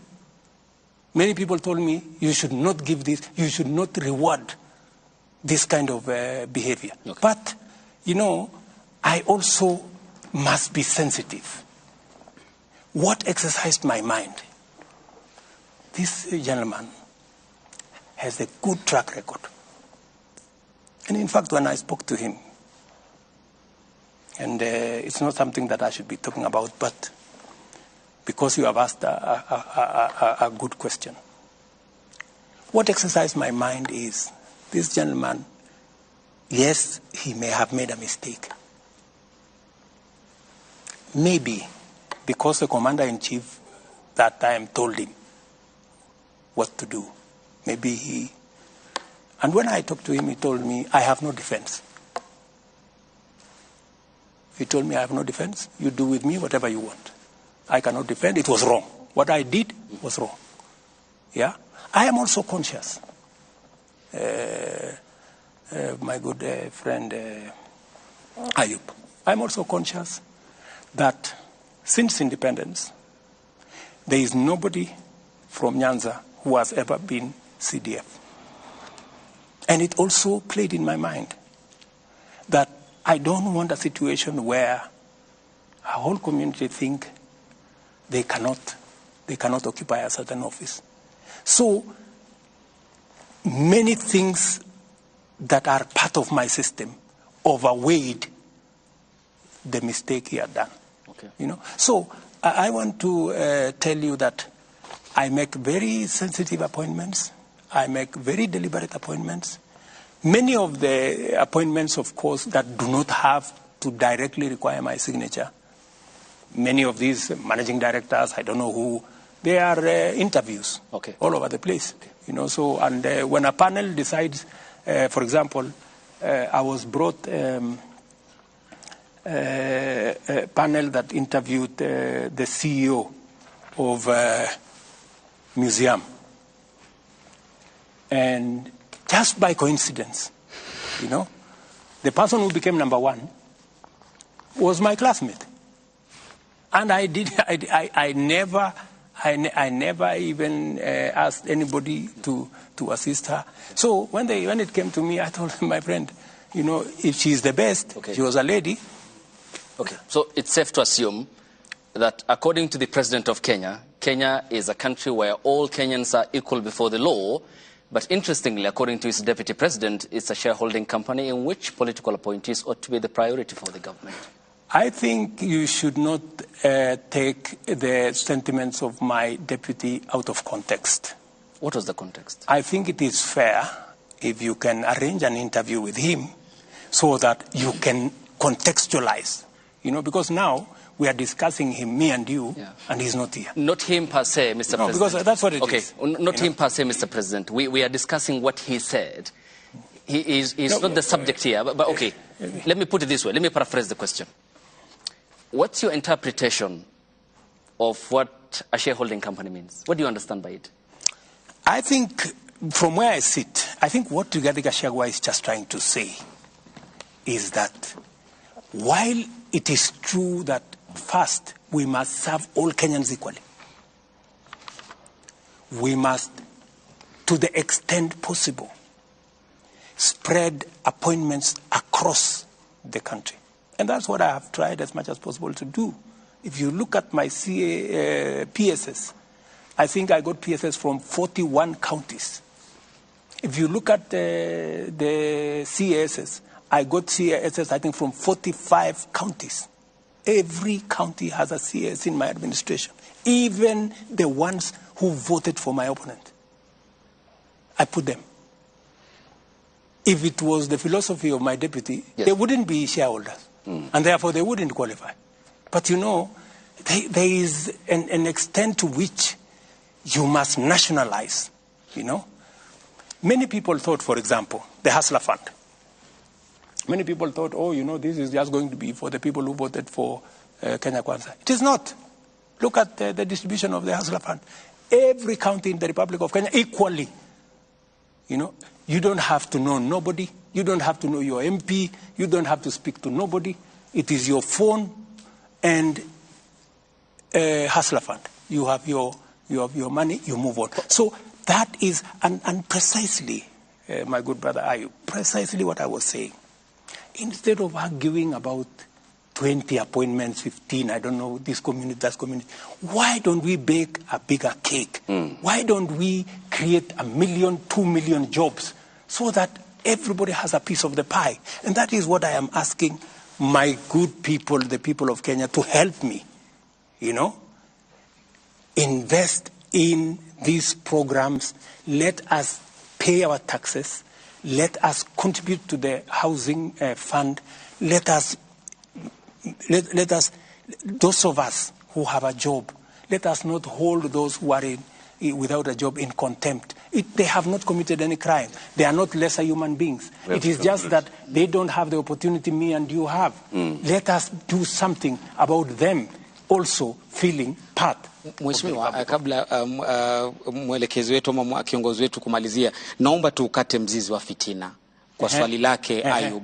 Kwa hivyo sasa hivi unaweza kuambia Wakenya kwamba matamshi ya naibu wako unayakana na kuyakashifu kwamba serikali yako si kampuni ya hisa. Haya ni mambo yako. Kwa hivyo unamuunga mkono basi. Haya ni mambo yako. Tuambie je. Nimewaambia, yule bwana ni mtu mwenye ako na anaweza kujieleza. Mbona nyinyi mnakuja kumleta hapa, kumleta kwa mjadala hapa? Mumemuuliza yeye akakataa kuwaona. Tumeleta maneno yake. Mbona mnaleta maneno yake na ni mtu mzima? Kwa sababu ako na akili timamu. Wewe ndio kiongozi wa serikali. Mbona msiende nimewaeleza msimamo wa serikali ya Kenya. Sasa ile imebaki, mtafute, anaitwa Rigiji. Mtafute. Excellency, we will be concluding our conversation this evening, and thank you very much for giving us this time. But we have to conclude with a conversation about future generations. Yes. Article 53 of the Constitution, every child in Kenya has a right to free and compulsory basic education. The junior secondary school pupils went to school on the 30th of January, and they closed at the end of April. And by the time they were closing, many of them had not received sufficient teachers. Many had not received books. So, by and large, learning did not take place for an entire term. They have opened for the second term. They still have a shortage of teachers. They still have a shortage of books. It has been said that the JSS and the transition of CBC from primary level to the middle level is being bungled. I've not heard you, Mr. President, speak out against this. I've not heard you mention this. Are you aware, Mr. President, that about 1.19 million children in Kenya are not learning, that there's a crisis? When I came into office, I found a big crisis. That is why I appointed a presidential party to look at education. And by the way, I believe that education is the most important instrument of shaping our human capital and our future. Because the biggest asset we have as a country is the human capital. That is what makes Kenya what it is. And education is the one that sharpens our education, our human capital, beginning with primary school. When I came into office, what did I do?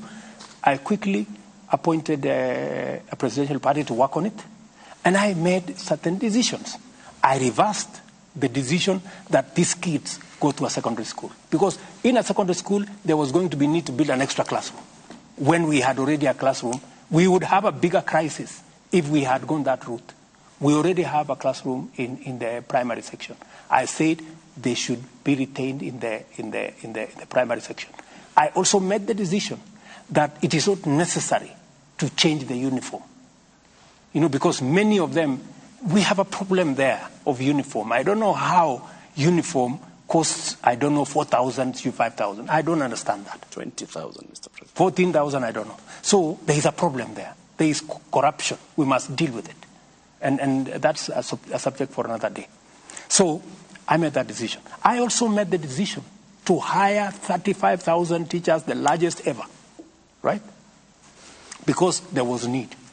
I went ahead because that whole education ecosystem, we are working on refining the CBC to make sure that it is not overloaded.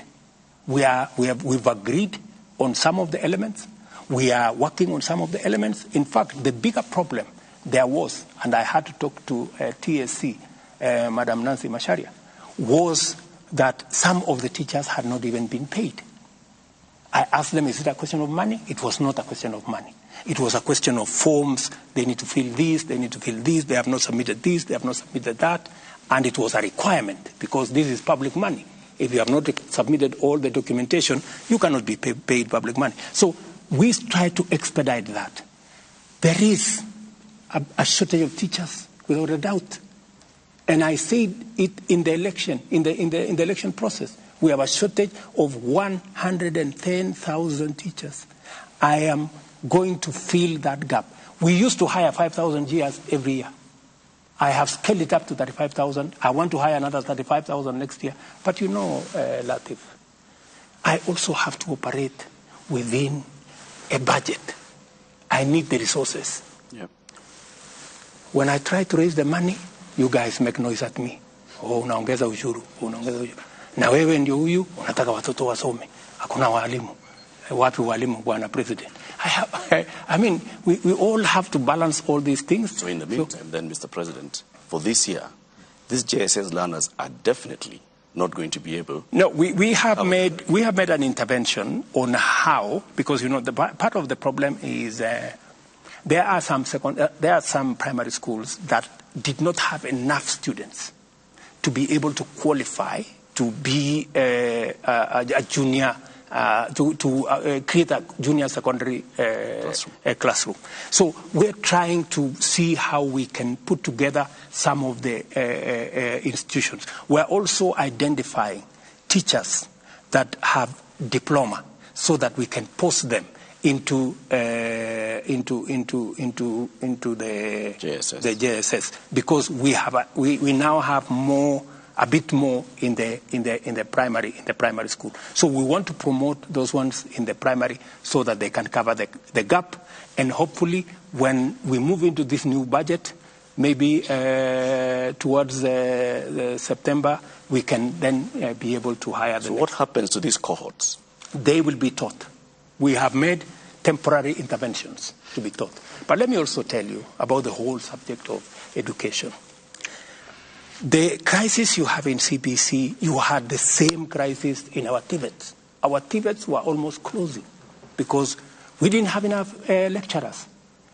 I have had to make an intervention in the supplementary budget to hire an extra 1,300 lecturers. They needed 3,000. I could only accommodate with the finances 1,300. I will do another 1,700.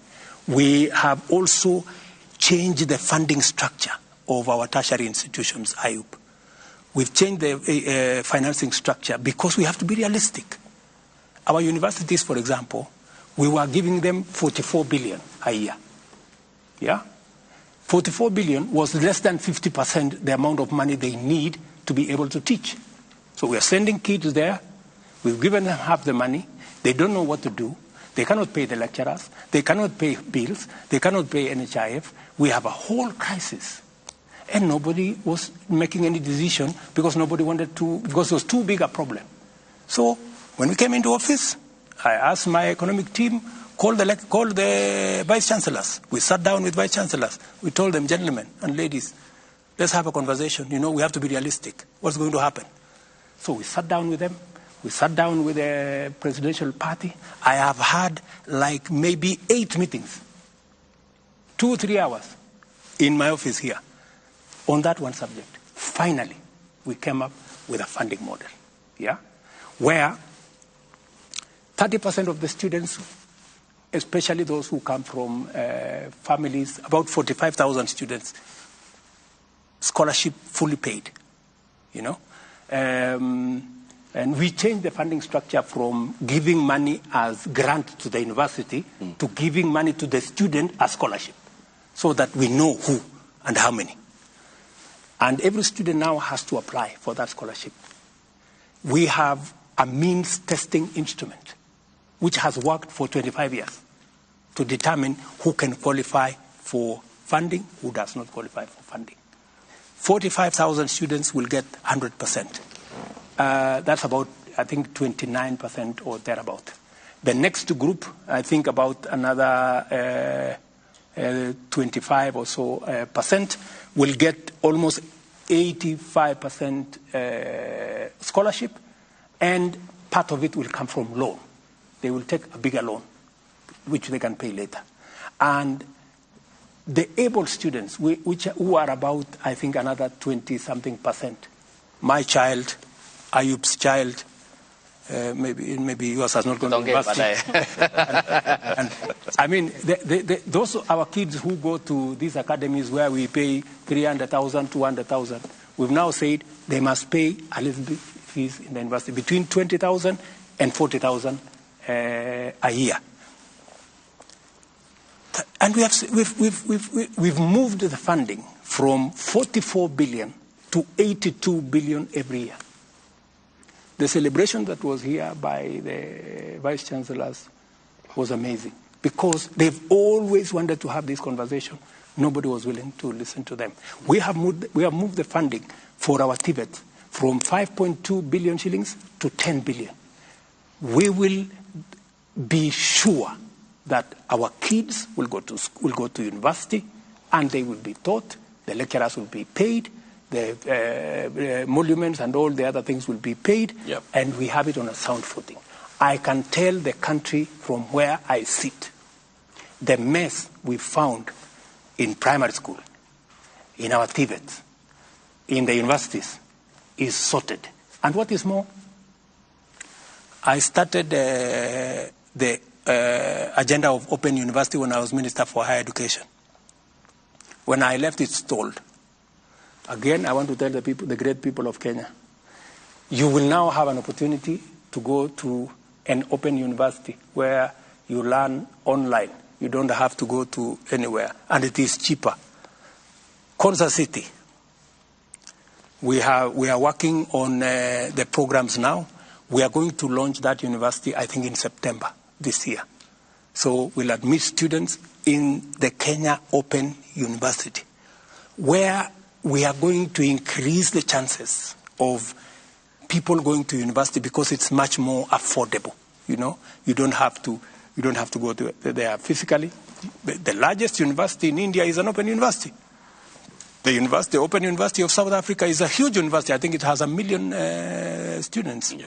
So that's the direction we are going.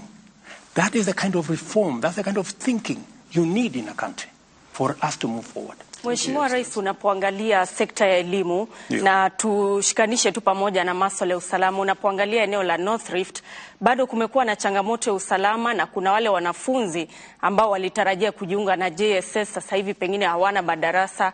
Hatima yao ni ipi? Ikiwa wanakutazama sasa hivi wanajiuliza, JSS pengine ni ya mijini tu, ama hatima yetu ni ipi? Pale North Rift, especially sehemu ile iko na matatizo ya usalama, imekuwa ni ile, huyu bwana anaita donda sugu. Anaitwa nini? Donda ndugu. Na sugu ni gani? Ni hilo. Okay.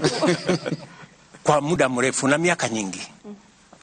Na niliwaeleza wale ndugu zetu wanaoishi North Rift la kwamba kwa vyovyote tatizo hii ya watoto kukosa kwenda shule, mashule karibu 20 yamefungwa kwa miaka 5, 10, mingine miaka 15.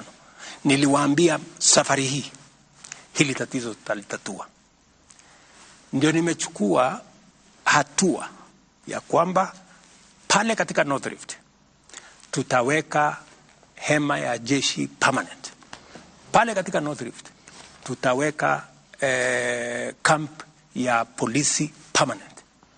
hawa magaidi na wakora na wezi wa ng'ombe tutapambana na wao, na mimi nataka niwaambie nikiketi kutoka hapa, kwa vyovyote, if it's going to take 10 years, if it's going to take 20 years, they better be ready, because this story of kids not going to school must come to an end. Mimi nimetoa pesa karibu milioni 100, nimepatia jeshi waende wajenge hizo mashule zote ambazo zilivunjwa na hawa wakora, ili tuwarudishe watoto wetu. I'm going to get a report next week. I spoke to actually Machogu this morning. I'm going to get a report next week. Mahali wanajeshi wetu wamefikisha, because our kids must go back to school, and we are going to deal with the challenge of insecurity in the North Rift, whatever it takes.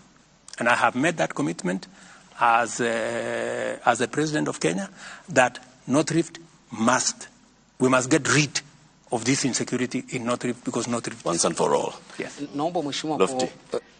Tumambua time imeisha. Muuliza swali la mwisho. Naomba tu kuongeza bizari kwenye swali lake Nancy la maswala ya Baringo. Naam. Okay. Ni kwamba kuna shule moja inaitwa Ngeleche na nyingine inaitwa Rugus, bado hazijafunguliwa na zinatumika zingine kama vituo vya kuwafunza wale wanajeshi ama polisi wa akiba. Ni miezi mitatu sasa ama minne katika operation hii ambayo inaendelea, na Wakenya wanasema hawajaona matunda yoyote, kwamba watu wameshikwa ambao ni magaidi na wale majahili katika eneo lile. Ukijibu hilo, ni juzi tu waziri wako wa usalama wa ndani Kindiki Kithure alikuwa katika eneo la mpakani mwa Somalia, Ethiopia na Kenya kukutana na mawaziri wengine, na kuna mpango kwamba eneo ambalo lilikuwa limefungwa kwa zaidi ya miaka 10 huenda likafunguliwa. Ni kwamba katika ukanda huo sasa kuna usalama, mmepambana na magaidi vilivyo kama serikali, ama namna gani? Ni kweli. Nimeenda by the way mpaka hiyo shule ya Rugus. Na ukienda pale utapata matatizo sana, ukiyaona yale mambo yako vile mambo yalivyo pale. Na ndio sababu niliamua ya kwamba kwa vyovyote, hata kama itanigharimu nini, lazima hii jambo tulitatue. Ni kweli kuna mashule, nafikiri kulikuwa na mashule karibu 20, nafikiri there are almost 5 or 6 schools that are not yet open, because some of them have not been repaired. Wengine wazazi walihama, watoto walihama, so lazima tuweke kwanza usalama wa kutosha, ndio wale watu warudi pale, ndio tuweze kufungua shule. Ile hakikisho mimi nataka nitoe ni kwamba serikali ya Kenya itahakikisha ya kwamba kwa vyovyote, tukitumia jeshi la polisi, tukitumia askari wa ziada, ama ulisema wanaitwa nini? Akiba. Hawa wote tutawaweka katika hiyo mchanganyiko mpaka swala hili la usalama lipatikane. Pale mpakani tumezungumza na serikali ya Somalia, tumezungumza na IOM, nilikuwa na wao hapa juzi, na tukasema kule kufunga kwa biashara mpakani kuna wafanya magaidi kuona ya kwamba wamefaulu. Ni vipi tunaweza kuhakikisha, unaweza kuweka ya kwamba hali ya kawaida ya maisha inaendelea hata pale tukibambana na magaidi. Kwa sababu kule kufungwa kabisa kwa mpaka makes it look like the criminals have succeeded in blocking people between our two countries, trade between our two countries, and as a result smuggling and illegal things are going on. It is better we have a formal border where taxes are being collected by Somalia on the other side, Kenya on this other side. Because in the absence of a border point, it means there is nowhere, so you will still find products moving from here to there, but there is no mechanism of checking whether the products meet standards, whether taxes have been paid. So it is good to formalize a place where people who are genuine can go there and be able to present themselves, present their goods, pay taxes, do business, so that we can deal with the criminals outside that formal engagement. Shukran kwa kukubali bizari yangu kwenye Asante sana. Mheshimiwa Rais, naona tumetumia muda wa ziada, muda wa akiba zinadi muda wote. Thank you very much for speaking to us this evening, Mr. President. We have not exhausted the list of questions that we had from Kenyans, but we've even extended some time so we can get some more time. Can you allow me 1 minute? Yes, please. You have to get your closing remark. Okay, before I do my closing remark, wacha niseme tumeondoa ushuru kwa aircrafts, helicopters, parts, engines. Nikasikia kaona watu wengi hapo wakisema unajua huyu president marafiki zake sijui tunasikia hata yeye yako na helicopter sijui katika ile project ya kawaida. Mimi nataka niwaeleze wa Kenya hivi. Tumeondoa ushuru kwa mambo ya aircraft kwa sababu Wilson Airport na Kenya is I think the second or third or fourth busiest airport in Africa. Hii Wilson Airport yetu hii. Na kazi kubwa ya Wilson Airport pale ni repairs, maintenance, and one more. We have a very big ecosystem of engineers and people who work in the aeronautical field who had shifted base kwa sababu wakati tuliweka hii ushuru yote wakahamia Tanzania, wakahamia Uganda, tukapoteza biashara, tukapoteza ajira. Wilson Airport karibu inafungwa.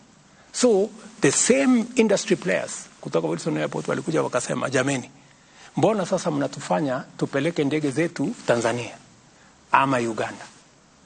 Na hapa ndio tuko na engineers, hapa ndio tuko na specialists ambao wanaweza kutufanyia hii kazi.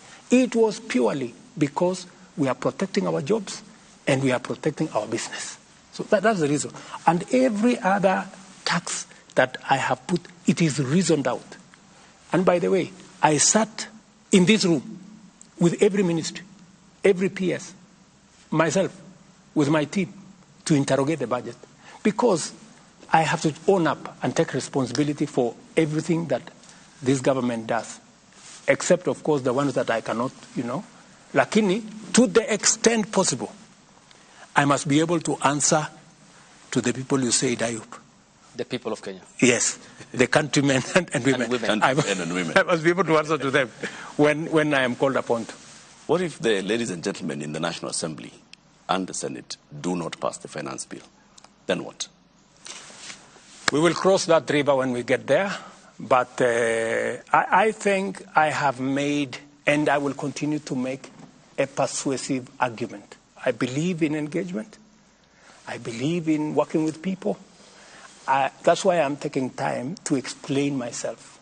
I don't think there is any other president who has explained himself the way I do, because I want to persuade the people of Kenya. I don't want to impose things on people. I want them to understand. I want them to criticize what we are proposing. But we must all be objective. Is it reasonable? Does it make sense? Because, we have a country, my friend. And I want to tell you, Latif and this great team, Eric, Lofty. And my dear sister here and my good brother, that this country does not belong to William Ruto. It doesn't belong to the president. It doesn't belong to anybody. It belongs to all of us. We are here. We will fly together or we will crash together. By God's grace, I am the leader today. And I owe it to the people of Kenya and God, who I swore by the Bible to do the right thing for this nation. I must make a contribution. It is not always that you get an opportunity like the one I have to make a difference in a nation. And I want to be understood that whatever we are proposing, we want the best for our country. From where I sit, I understand. Many people criticize. Wewe, nani alikuambia ati tunahitaji manyumba? Wewe, wacha hizo. Like for example, this fertilizer thing. Allow me this 1 minute. So farmers were saying, we have used DAP fertilizer for all the years. We will not accept any other fertilizer. I know from where I sit, as the President of Kenya, that DAP is the wrong fertilizer for Kenya. Yet the farmers are asking for it. Did you want me to supply DAP fertilizer to them because they have asked? I said no. I told them, we are not going to use DAP fertilizer, even though you are asking for it. We are going to give you the right fertilizer. It is called NPK, and that's what we are going to supply. Many of them, today, the same farmers, you see them standing in the middle of their maize and saying, oh, this is very nice. You know, this fertilizer is very good. They're the same ones. Because I cannot do the wrong thing because people are asking for it. No, I have to do the right thing. You know, I better be criticized. I better be but I must do the right thing. And precisely why I am telling my countrymen and women, let us have a positive, honest conversation. We want to change our country. It's going to take all of us to change our country. Let us not say, because I am in a privileged position, it's not my business. It's not my responsibility. How is it my business? I mean, that's not how to belong to a nation. You know, a nation, a society is measured by the quality of goods that are available to everybody. It is not measured by what the rich have. No, it is measured by what everybody can access. Education. How are we going to make sure the plan we have to raise to 80 billion becomes, how do we deal with our health? How do we deal with our roads? How do we deal with our water? How do we deal with our electricity? How do we deal? That is what we must do collectively, and that is why we have a government. It is my plea to the people of Kenya that they listen to what we are saying. Thank you, Mr. President. Thank you very much for giving us this opportunity to speak to Kenyans and to also respond to questions. This, of course, goes a long way in entrenching our democracy, and will continue holding you accountable for the words that you say. By all means do. And the deeds of your government. Yes. And continue asking me the difficult questions. It is good. It's good for me. That is our job. Yes. Good for democracy. Yes. Good for openness and transparency. No problem. That's our job. Fanya kazi yako, sisi tufanye kazi yetu. And thank you very much for tuning into this conversation with His Excellency President William Ruto this evening. Thank you for all the questions that you had shared with us earlier. Unfortunately, we were not able to pose all the questions, but we hope that you've gotten sufficient answers to the questions that we have asked and the answers that the President has given. Asanteni sana. This has been a joint broadcast of several media houses. Have a good evening.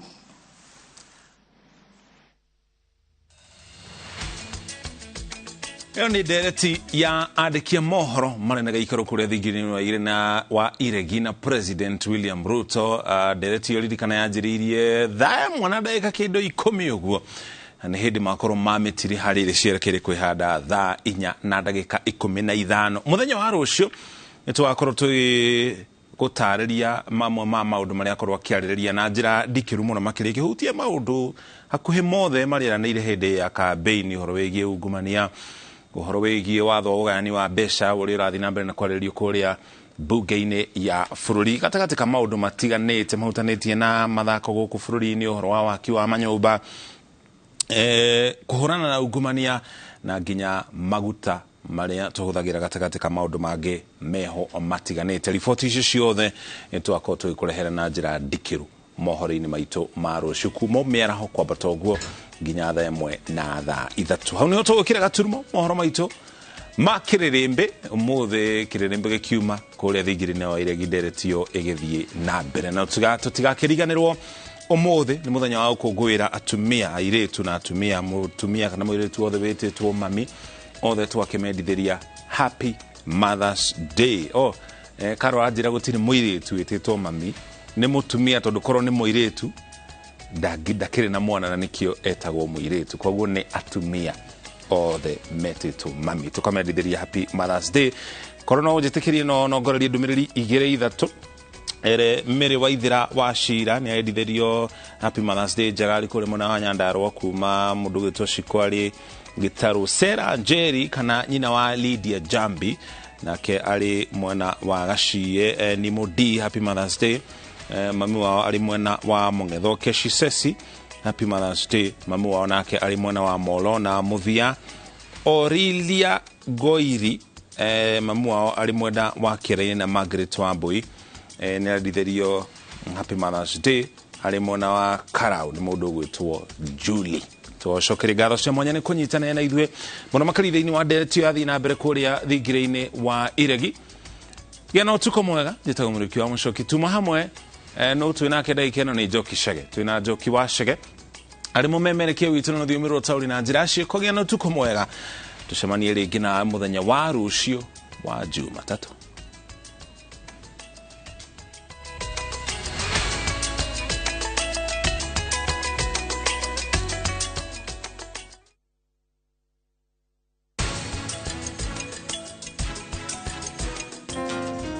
We got something too good to hold inside. We don't need no money, honey, you and I tear and take off the used Molfix pants and pull the new one up in a moment. Wrap up the used diaper and throw it away. Come on, mothers. Try Molfix baby pants and be part of our happiness movement. Marua mafauro makere kuri Timotheo murango wa 4 muhari wa 7 nindwite bareria njega nakio kite itano giakwa ri ninginyite gituri giakio naguo rutani uria wa witikio ri ninduire ndi umenyereire.